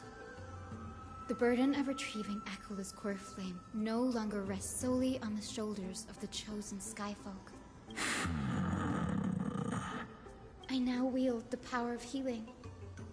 I aim to mend the fissures in the sky and heal the wounds of the people. I desire to define the mission of the Skyfolk in my own terms. To conclude the vigil that has spanned millennia. I sense resilience in your words. Not an outward resilience, but something deeper within. Receive my blessings, young Hyacinthia. May you gain wings to return to the sky via the bridge of rainbows. Thank you for your trust, Lord Chrysos. We won't let you down. Well done, Hyacinth. Thank you. My ancestors were all pretty strong-willed people. It won't be easy convincing them. I've run through these upcoming conversations in my head more times than I can count. Looks like your efforts paid off. Now, the next ancestor on the list. Her spirit is said to rest in the vortex of Genesis.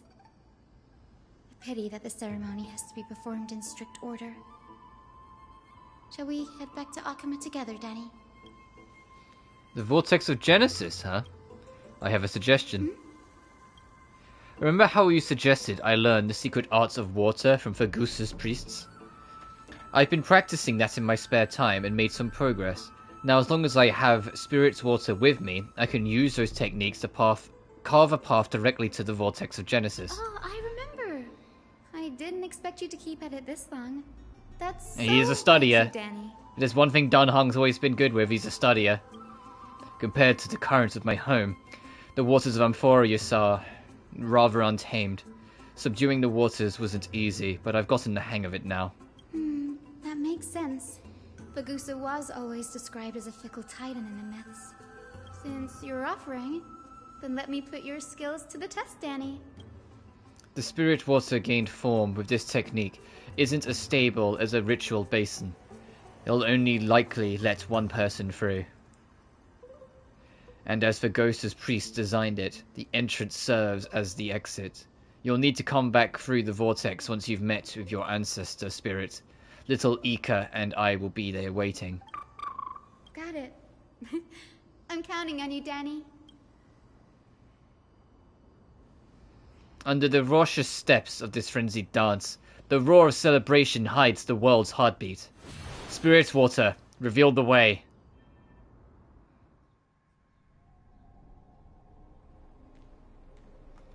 The vortex of Genesis. Unbelievable. Danny is full of surprises, but this does feel way more disorienting than the ritual basin. Wait, is Lady Treepy here too? And who is that next to her? Oh, I think I know who that is. Do you have to go already, Syphie? It's been ages since you were last in Akama. You could have taken some time to rest, and we could have caught up. That's alright, big sister Treeby. I've gotten used to life on the road. Staying in this bustling city actually feels off. Besides, your prize student gave me an incredibly tough mission to handle. Cut Snowy some slack, Syphie. He's still so young, yet he's shouldering all the responsibilities Aggie left behind. Besides, Snowy's not the kind to ask for help lightly. Since he came to you, it means you're the best person for the job. You really spoil him, big sis Treeby. Guess I'm past the age for someone to look after me. Syphie. Just kidding. I get it. That deliverer boy does have a certain charisma about him. It reminds me of Aglaia in her prime. Anyway, I'm about to head out. Oh, big sis Treeby, before I go, got a little gift for you. Well, didn't expect you to be so thoughtful. What's in it? That's a part of the game, too. If you want to see the full picture of what's inside, you'll have to wait until nightfall. A gift with a mysterious twist? Seriously? Huh? Looks like we have company. Lady Treeby, and this graceful lady must be Miss Cypher. I'm Hyacinthia from the Twilight Courtyard. Everyone calls me Hyacinth. Pleased to meet you. Bright and cheery as a lamp. Well, hello there, pink child. I'm Cyphera from the long-fallen city-state of Dolos. As for the rest, it's all in the history books, so I don't need to repeat it here. So, you're from the Twilight Courtyard. Does that mean... Yes, I'm a descendant of the Sky People, the Chrysos heir about to take over the authority of Sky. Whoa! That's unexpected. I figured Celiosi's descendant would be, I don't know, taller, stronger. Don't judge a book by its cover, Syphy. Cinny is a master of her craft. She's the most skilled and dependable physician in all of Amphoreus. Don't worry, Lady Cypher. I may not be as strong and warlike as Lady Celiosi from 1,000 years ago, but I'm confident I can carry out the mission of the Skyfolk. All this talk about missions, you're making it sound way too serious. You've got to look out for yourself, girl. Don't push yourself too hard. I'd hate to see that cute face all scratched out by Aquila's claws. Syphy cracking jokes? Looks like you haven't forgotten what Aggie said all those years ago. Anyway, I've got a mission to handle, so I'll get going. Good luck, Miss Hyacinth. And if things get tough, just let that deliverer take the lead. Sophie used to coin a Whimsy's ability and teleports away from the vortex. No, she runs super fucking fast. But yeah, teleporting is a good way of putting it, considering how fast she moves. Don't worry, she's always been like that. It's good to have her back in Akama lending a hand. Oh, well, enough about her for now. You're here because of your mission, aren't you, Cinny? It's the perfect opportunity for me to go and tuck Syphy's gift away somewhere safe. The Vortex of Genesis is all yours.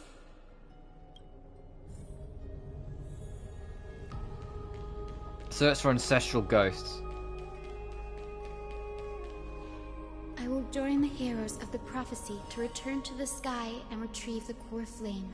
Ancestor, please bestow upon me your generous blessing.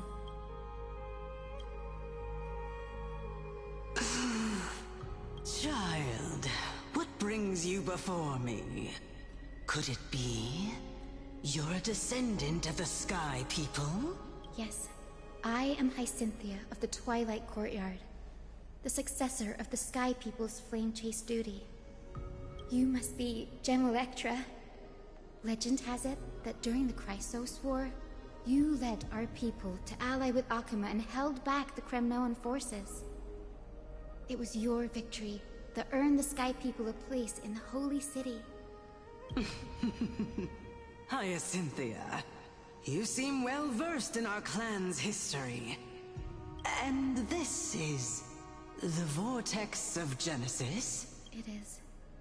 Look, 10 stars have already been lit. The Chrysos heir's flame chase journey is nearing its end. Are those the core flames of Fagusa and Giorios? Does that mean Hycelans and the Mountain Dwellers successfully carried out their duty? As fellow pillars of Amphoreus, who would have thought that Sky's duty could only be fulfilled after 1,000 years? It's because Sky shelters all beneath it. If it were to shatter, the world would fall apart with it. That's why Lady Aglaya made the core flame of Aquila the final step in our campaign. Aglaya? Is she still on the flame chase journey after 1,000 years? Unfortunately, she has recently left us. But you're right. She was indeed still guiding the Chrysos heirs forward. Incredible. That girl actually managed to endure the merciless erosion of time. And lasted for so long. Answer me, Hyacinthia.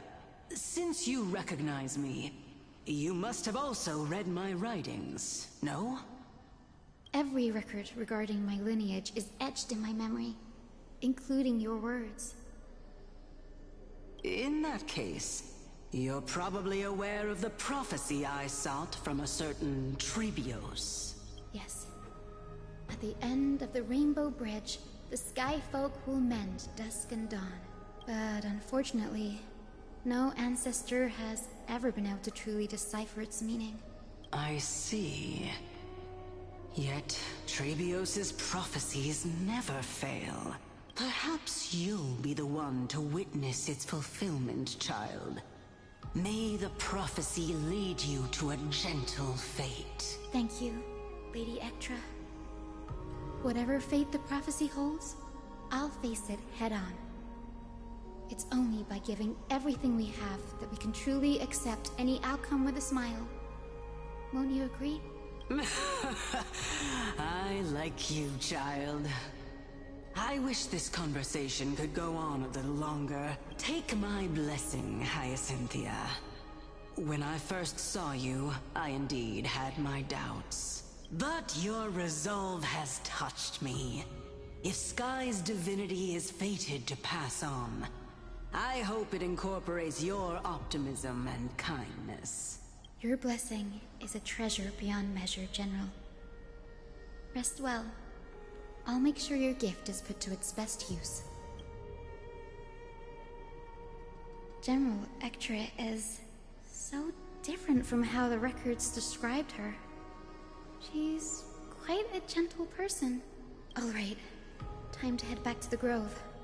I shouldn't keep Danny and little Ika waiting.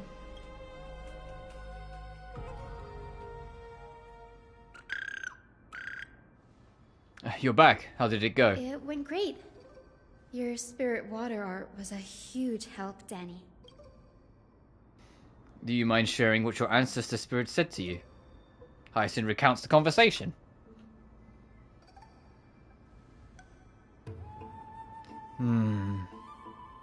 What's wrong, Danny? Nothing. It sounds like everything went smoothly. It's just, I'm a bit concerned about the prophecy you mentioned. At the end of the Rainbow Bridge, the Skyfolk will mend dusk and dawn. I can somehow sense a hint of sadness in those brief words. You've always been a bit of a sensitive soul, haven't you, Danny? Lady Trina deciphers countless prophecies every day, and this one's just another among many. Don't worry too much about it. I hope so. Come on, Danny. Don't look so gloomy. We're gonna have to take a long trip for the final visit to the ancestors. Where are we going? Our final stop is Lord Mighty's home, Castrum Kremnos. We're here. This is it. Castrum Kremnos. Lord Mighty has been fighting the Black Tide here, alone day after day. I'm worried about him.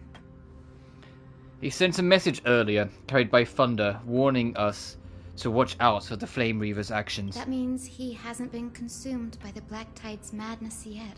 We're here to complete an important mission. We shouldn't interfere with this battlefield. Don't you agree, Danny? I agree. There. That sleeping spirit is my grandmother. Your grandmother? Yes. My grandmother, Jacintha, was a warrior. She represented the Twilight Courtyard in the Kremnos Festival. She fought her way through every challenge and reached the final stage of the Kremnos Festival. She was just one step away from securing a peace treaty for the Skyfolk, but was ultimately defeated by the champion warrior of that time. I've never looked too deeply into the details of such ritualistic violence. The scroll simply described it as a glorious duel, but behind the glorious duel was a tragic end. Not long after the festival, my grandmother's injuries worsened, and she passed away far from home. This prophecy tablet was left here by the Kremnoans to honor her final wish. Her death marked the final collapse of the Twilight Courtyard, already fragile under the shadow of war. And the Kremnoan warrior she fought against was Lord Chrysos. Yet you still saved his life, even though he took your family. Seeing him lying there, gravely wounded, bleeding out, I can't put what I felt at that moment into words. But when I heard Lord Chrysos took that fatal blow to protect Lady Trianne, all those tangled feelings faded away. To quote Lord Finan, Chrysos must have done that to become a better man. It takes true courage to forgive. You're every bit as strong as your ancestors, Hyacinth. You're getting better at this, Danny. In her final diary entry, my grandmother wrote that when the moment of destiny comes, a descendant of the Sky People would deliver the message of their departure to her spirit. I wonder what she'd think when the one awaking her turns out to be her beloved granddaughter. I will join the heroes of the prophecy to return to the sky and retrieve the core flame. Ancestor, please bestow upon me your generous blessing. Is this the world of the living? Wait. You... Could you be... Grandmother? It's me. You're Hyacinthia. Hyacinthia, my little hummingbird. Why? How? Why is it you who awakened me? I have never imagined this. I thought I would feel happy for all my ancestors when this day came, but now I can't even experience the joy of seeing you again. Do you remember that you and Father took me to my very first sky rite when I was 8? Back then, you wanted me to pick one accessory out of 4. The sun crown representing nobility, the storm bracelet symbolizing strength, the ice ring embodying wisdom, and the radiant pendant signifying kindness. Grandmother, do you remember the one I chose? You spoke an innocent little prayer, infusing a faint thread of light to that modest pendant. Yes, and I remember how surprised you were. In all those centuries, no other child of the Sky People had ever made the same choice I did. Was it kindness? Hyacinthia, there was a time when I thought you were a timid child. You never had much interest in swords or battle and had no relation to that fiery determination and strength in our blood. Yet I've told myself, that's not a bad thing. If my hummingbird could live her life in kindness and optimism, then it'd be a good thing. I never thought the burden of retrieving the core flame of Aquila would fall to you. Don't worry about me, Grandmother. I believe what makes someone a Skyfolk isn't just outstanding strength, but the capacity to shape the world. When the world cried out for a hero to challenge the gods 1,000 years ago, Zeliosi stepped forward and began the flame-chasing era. And now, as the flame-chase journey nears its end, this broken world is crying out for something else. Healing. Isn't it poetic? A saga that spans 1,000 years began with Sky and will also end with Sky. You're still as optimistic as ever, just like when you were a kid. If your mind is set, Hyacinthia, then carry your resolve through to the very end. Return to the sky with my blessing, and watch over this world on the threshold of salvation. Grandmother, thank you. But I have one last request. Speak, Hyacinthia. We should still have some time. Before you go, could you tell me the tale of the Sky Hero once more? Just like you used to. Then listen closely, my dearest hummingbird. After all, this will be the last time. For millennia, the Titans waged relentless wars, leaving the world scarred and ravaged. A century of the Chrysos War plunged the nations into chaos and decay until a spear, fueled by mortal rage, pierced through the smoke and flames that buried the prophecy of deliverance. Aquila, the celestial shaper, the 100-eyed divine bird crowned with the blazing sun and wielding thunder, those struck blind in 99 eyes by Nikedor, they kept one eye glaring at the children of Twilight who received divine blessing, yet turned their weapons against the gods. The Chrysos heir of the sky, Seliosi, the Day Thunder Knight, ascended the forbidden lands of the Eye of Twilight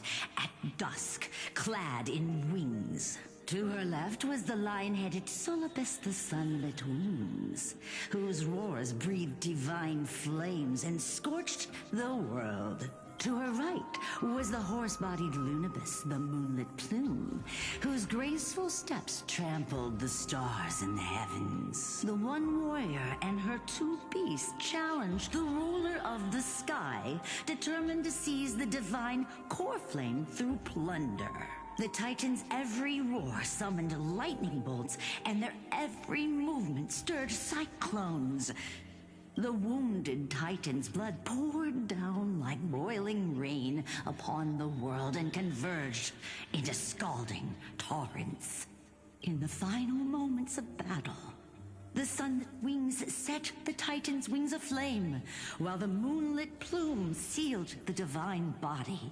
The battered hero of the sky, with her wings broken and her body covered in wounds, struggled to lift her spear and pierced the last monstrous eye. The Titan's divine body crashed to the ground, and with it, the sky tore apart like fabric, about to fall with its god.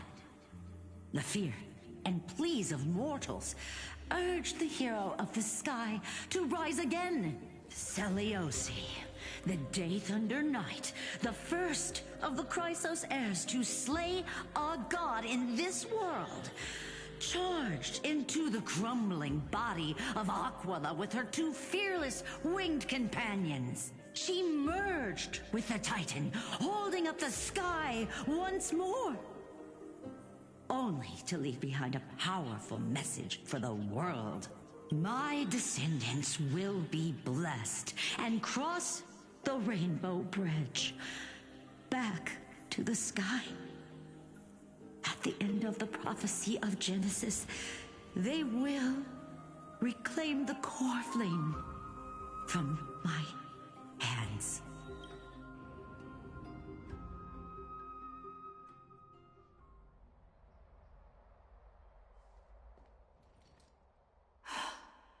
Today's the day.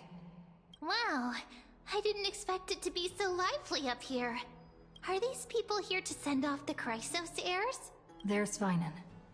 Let's go talk to him.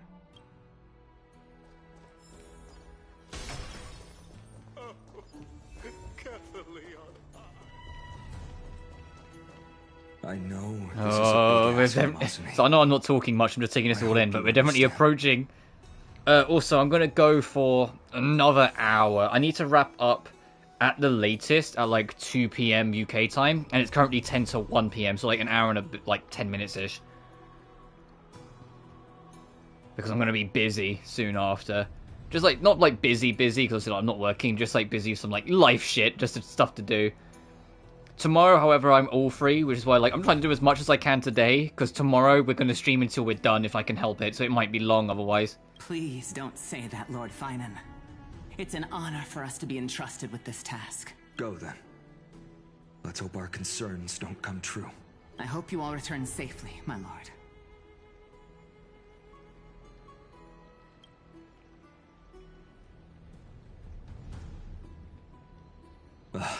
There you are, partner. You didn't oversleep this time, did you?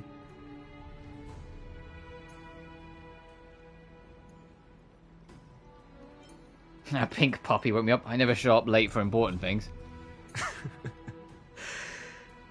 Always dependable. I just hope you didn't lose any sleep. We've still got a tough fight ahead. Ready, comrade? If all goes according to plan, this could be the last battle where we fight at each other's side. I mean, technically you're not wrong. I think this will be the last fight we fight together, but I don't think it'll be the last fight that involves the two of us. If the curse separating Amphoreus from the world beyond the sky is truly Aquila's doing, then you'll be able to return home after their fall.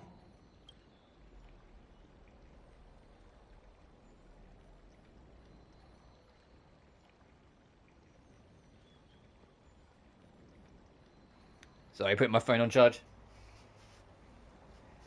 A day on the ground feels like 10 years in the sky. That's the first time I've heard that. She just makes things up. Don't take it too seriously. That's assuming we can fix the car. Sorry, I'm no help there. Don't worry. Don Hung mentioned that Counselor Lygus can help you with that. Insincerely. I'll miss you all. You sound a little insincere there, buddy. That was totally insincere, partner. Aren't I supposed to be reincarnating as a Titan? That would be a problem. We'll need to get you home before Aranova. Let's leave the emotional goodbyes for later. That'll give us some time to figure out what we should be feeling at that time. Besides, when we were playing the Seal Slammers... The event from last patch. That bumping Seal game, didn't you teach me something back then? Crack the champagne at halftime to watch victory slip away.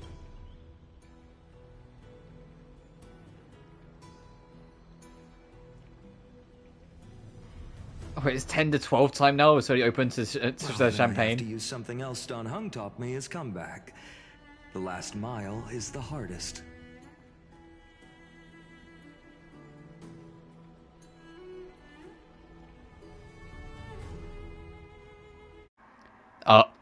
Sorry, headset was being funky again. I had to just reset.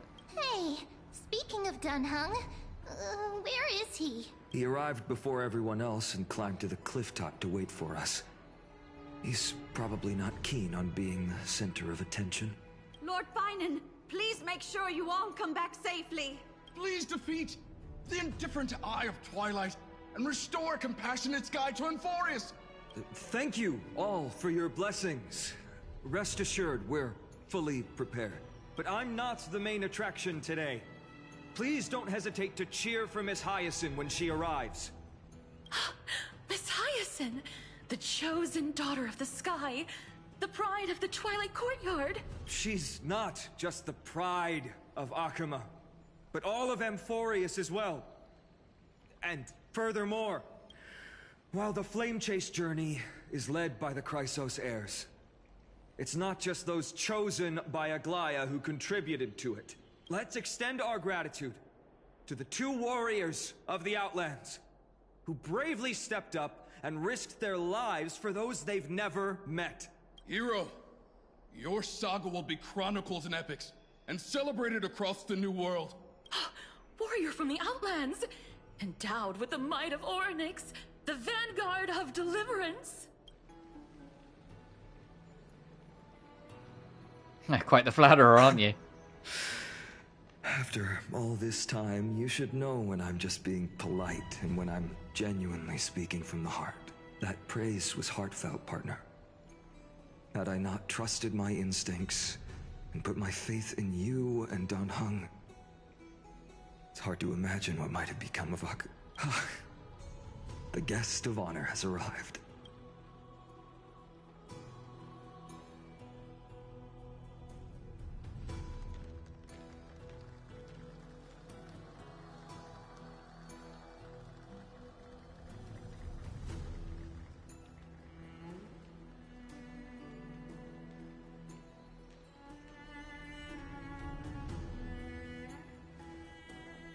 People of Akama, I've been blessed by the ancestors of the Sky People.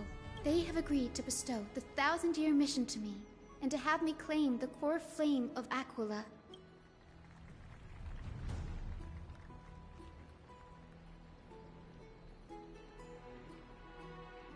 Today is is the year 4932 of the Light Calendar. 1062 years since the hero Seliosi initiated the Flame Chase journey.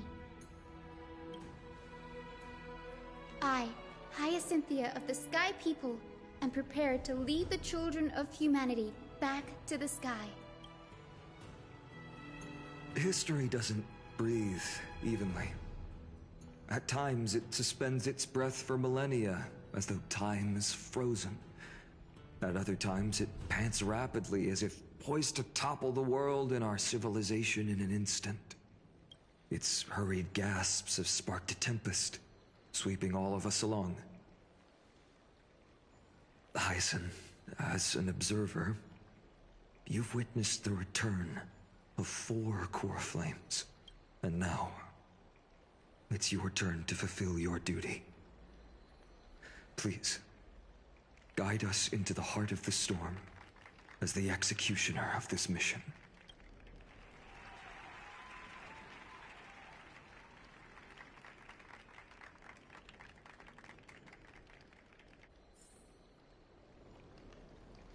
Head towards the top. The Fortress of Dome, Eye of Twilight Continue Adventure. Splendid gods. Fortress of Dome. I know you said Fortress of Doom, you know, the thing that you're in Doom Eternal. Speaking of, I've heard, like, not mixed things, but it definitely seems like people aren't as into Dark Ages as they were, like, 2016 Eternal. Which I get it. Every Doom game, like, since like 2016 has kind of prided itself on being a bit different. Like, 2016 and Eternal aren't the same game. 2016 is just classic Doom taken to its absolute extreme. Doom Eternal is a speed rush fantasy. Like, it's a speed demon, go as quick as you can, be as faceless as you can, swap weapons all the time. So Doom the Dark Ages going the opposite direction and being something more slower and tactical, it makes it stand out from Eternal, which already stood out from Doom 2016. But equally, if you love the speed of Eternal, Dark Ages, even with the modifiers, is still going to be noticeable. So I'm not too surprised that people are a bit more standoffish with some elements of it. Oh, wait, so look at the time. Have you eaten properly? Hey there, main course. Hey, what? Don't joke about that. You'll scare me. I'm digesting my meal right now, and I was hoping to invite you along for a walk. The midday sunshine is lovely. Come on, try it and see how comfy it feels.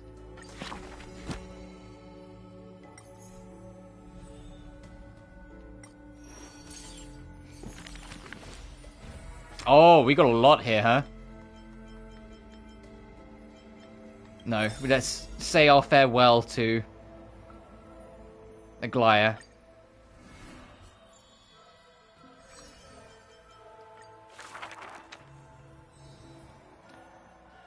She can see the most delicate colors, the most distant contours. She can see the most secret desires, and through the most perfect liars. But being able to see everything is the same as seeing nothing. Countless mirages in cacophony surround her with stimuli plenty, casting her into another kind of blindness overwhelming. So she soaks herself in the bath, and lets her golden thread go beyond the palace. When the water drops on the thread vibrate and shiver, she closes her eyes and listens to the echoes silently. She hears how her mother's feet were wounded for treading over too many stones, and is soaking her feet in a hot water bath. She hears children playing next to the pools. I heard that the Golden Goddess also likes to visit the baths. And someone is saying loudly. She is used to bathing alone. At the start of the hours of lucid or parting, her golden hair spread in the water like a throne, like the scattering grass threads wrapping her again in a cocoon. Janus's holy maiden silently walks over, scooping up water to wash the weaver's hair as if cleansing the bough of a laurel tree. That is when the one who seized the core flame finally knows. There's no difference between a demigod and a true deity. The golden blood that congealed through divinity, only in this heavy heat can temporarily flow, and this lets this golden butterfly feel a fleeting warmth. Just as she had once touched her own face, falls the final tear her eyes would ever produce. Teacher, I had a dream. She recounts like a young girl on a whim. The sound of the water repels all disruptions in speech, such peaceful rest, such sweet dreams. She dreamed of how she was a naive, noble girl, ignorant of the world. She dreamed of the countless nights when she worked in the courtyard she weaved. She dreamed of being before the vine-covered temple, where the wind blew by in a violent stream. Lastly, she dreamed of the prophecy that she heeded. Now the ancient sound came through the 1,000 waves, and could not be heard clearly in her dream. Do not stare directly into the future of your people, for that blinding prophecy will burn you all. The dawn device is always glittering, and birds are always chittering. The children of Arkema like these kinds of songs. Why not trust in the promise of the era Chrysia unending, like how children believe in fairy tales passed down, unceasing? But will the dawn device truly shine forever? Will the voices of songbirds not one day turn hoarse? In the golden bath in times gone by, she pierced her eyes, for she saw the all too dazzling future of everyone. That future was nothing compared to false promises. This is the price you must pay for listening to my prophecy. The gods had already determined her destiny in her passing. She knew. She has long known. The red-haired child appears worried. You are aware of everyone's fate, yet never speak of your own future. The child who passed along the prophecy understands that to lay such a heavy weight on one person is comparable to the dawn of world-bearing Titan's shoulders. There's only one future for silken threads. That is, to weave magnificent clothes for others. She takes the children's hands, inviting them into the pools, intending to use warm water to wash away their concerns. Yes, before the toll of the bell that announces the hour, before the meeting to judge the flame chase begins, do not waste the rare good dreams, or the languid waves warm as tears. She mutters as destiny slumbers in her arms. The one that wears this elegant attire in the future must bear the weight of the silk threads.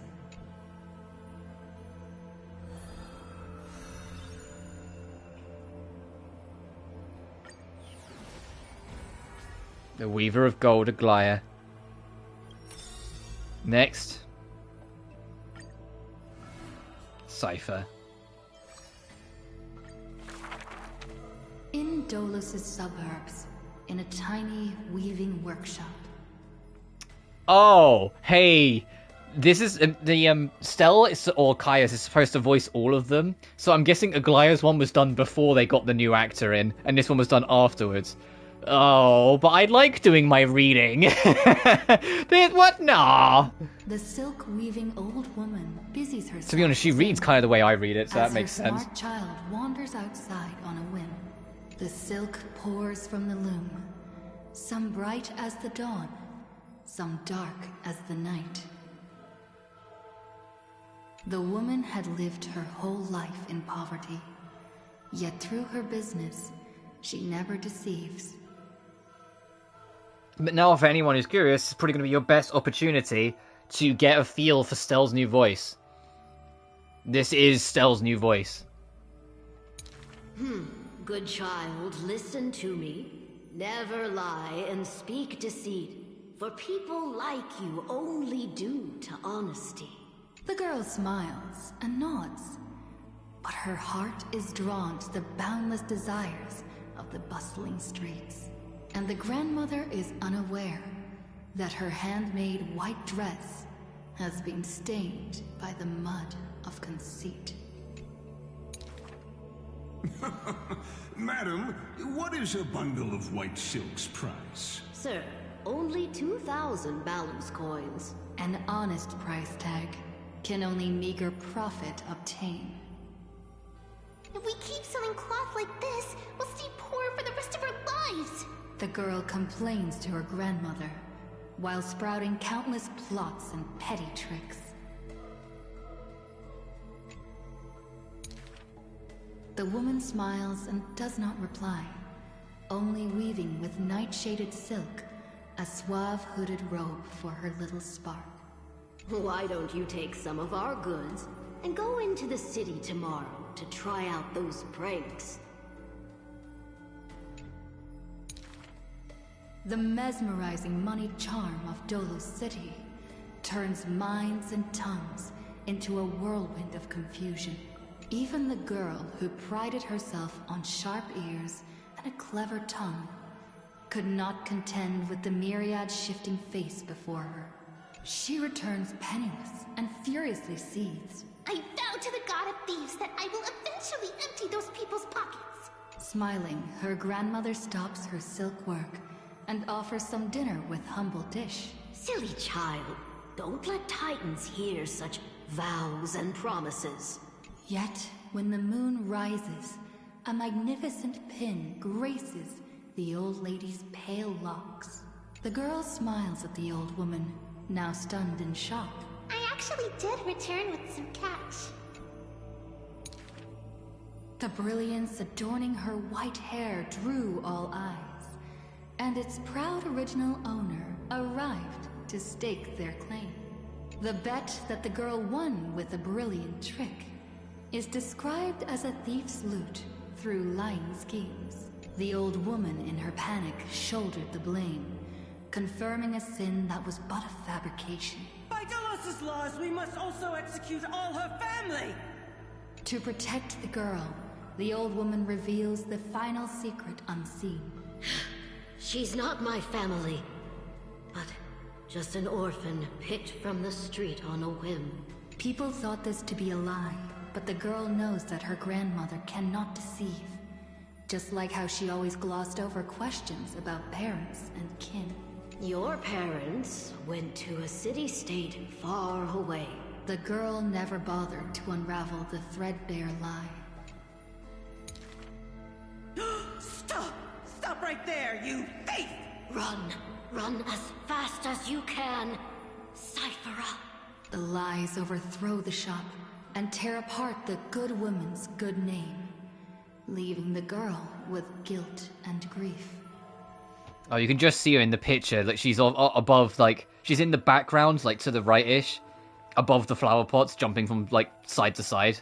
The hearth of her home was a lie, doused by another conceit. But if her sleight of hand had better skill, would it have made that fire burn forever? The girl pulls down the hood and sinks into the starless dark. I vow to the god of thieves. And from that day, she never left empty-handed, her words woven with deceit. However, back then, the girl did not realize that the people did not covet one simple pin, but the golden blood flowing beneath her skin.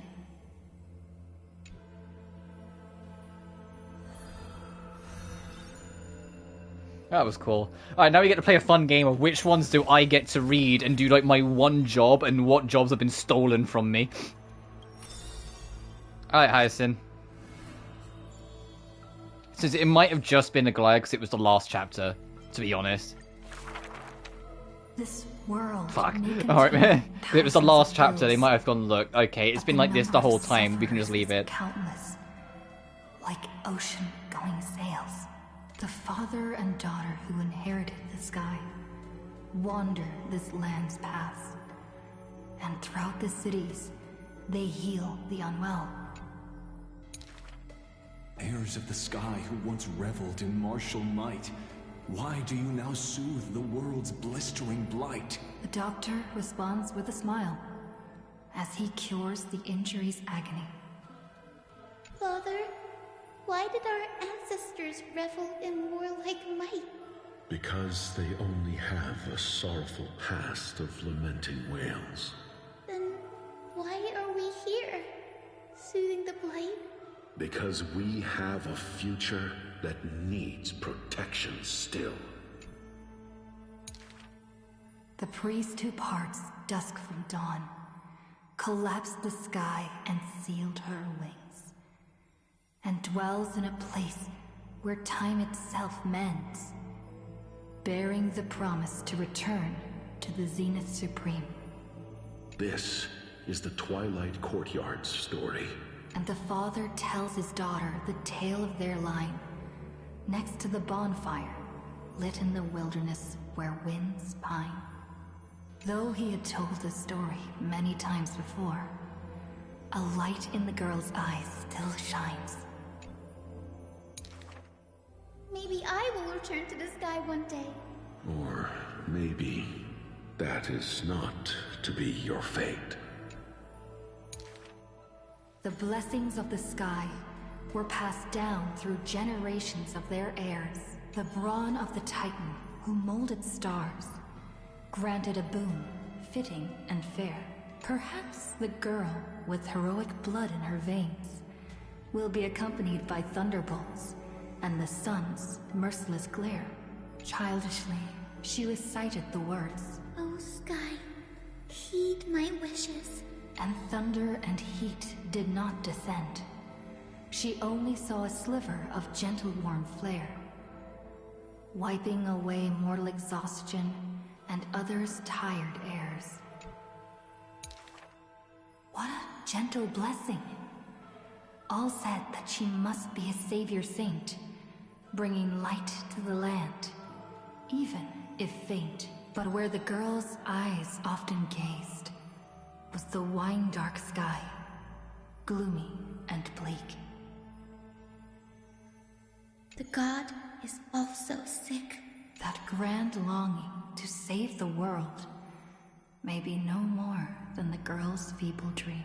But her father treated it as his greatest treasure and taught her all the ways of potions and creams. That girl therefore always accompanied the gentle master of healing and repair. And she brought glowing faint light to the night, dispelling pains and mending the world's pitchy blight. Father and daughter often rested in the silent courtyard under the giant tree. Yet today, at that place, only one solitary figure can be seen. On that night, the healer spoke to a visitor throughout the night. On that morning, he bid farewell to his daughter for the first time. He will heal the ill at a faraway place, where the end of days approaches, and no family of his should follow. You have learned the craft of healing, and understood the blessing. But a light more radiant still is needed to heal the entire world. The departed healer never returned, and the girl never left. And that rather lonely courtyard stayed silent as it was before. You know, I completely forgot about these things, like the the readings and everything. Maybe we wrap up after this, because it's like these, I forgot these take a while to go through. Like, I think we've been here for like 20 minutes-ish. Alright, the nameless hero. There are no swords here, only farming tools. Facing the ambitious boy, the shopkeeper kindly explained. Even a rake would do. Let its worth be judged by the verses I etch upon the earth with it. Many days later, the wounded child stood upon the scorched earth, and silently he buried the ruined tool. For that was his first sword, and on the day that the black tide came, he broke the shackles of fate with that weapon true. Let go of my beard, white-haired rascal! No! Fine! You win, okay? That was the first victory claimed by the boy. A victory often mentioned in later years, and yet he never treated it with shame. I understood something thanks to his beard. The others hold their breath waiting for his thoughts. But he only gives out one response. The victor must stay focused, and success will come when you work on nothing else. Those words became the foundation of his existence. Knowledge is also a power used to smite. While studying at the Grove of Epiphany, he etched this into his heart. So he devoured thousands of books, skimming through to glean the martial powers of might. But unenlightened wisdom is merely dust. And when the next calamity approaches, all he recalled is flight. Thus, his books are always worn into shreds, for each book was read endlessly, till he remembered every detail slight. When first arriving at the Holy City, he was no more skilled than a soldier, except his ambition. Even the deliverer from the sky must have their beginnings in the soil of the nations. The elders in the Holy City scorned, casting him into barracks in derision. But none expected this new recruit of unknown history made his name in one mission. Some asked him, which teacher caused such improvement? He answers with countless names, including the Inquirer's own. Only one who treats the world as their teacher can bear its eventual destiny. Those with golden blood are bound to succeed. The golden heroes are born as gods, beloved. Such words echo in the man's mind. Yet he knows glory is not where the journey begins. He misses the buried rake, worshipped the enemy with the long beard, mended his tattered books, and polished the barracks' dust-covered gear. What forges a hero is not destiny from above, but the long journey that follows. Now he stands here and looks back, and his past twists into a winding path. The long road to the sky stretches ahead, and towards the blazing white sun, he pens down Deliverance's name. And that image of shirtless Finon splashing himself in the golden blood, that's from like the first trailer that we saw on it, so like we are finally catching up to that moment.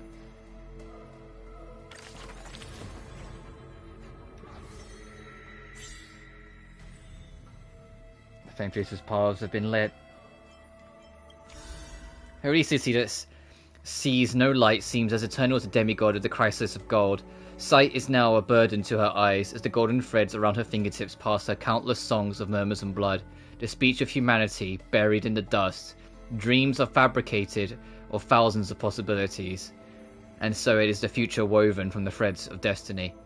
The weaver lays down her head and dreams, and in that dream she spies a gold even more bright. So she's reached the end of her journey. That's literally what that means. Which is interesting, because then this implies Castoris and Anaxia have not reached the end of their journeys yet.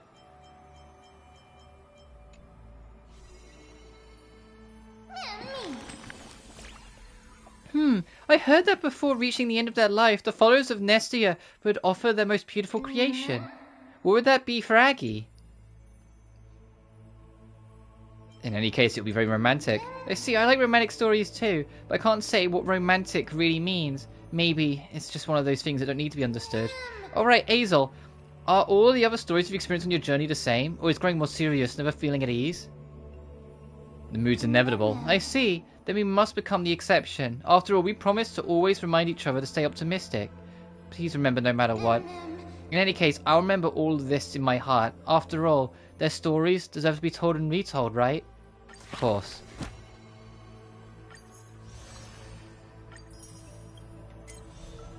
Oh, there's no one new joining the path. There's no new faces to meet. So yeah, they are definitely going to be wrapping up her. At least this first half.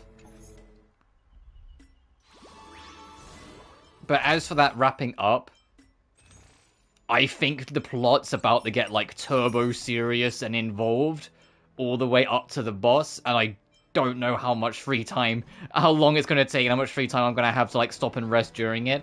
And that read-through always took a little longer than I thought it was going to. So I'm going to call it there.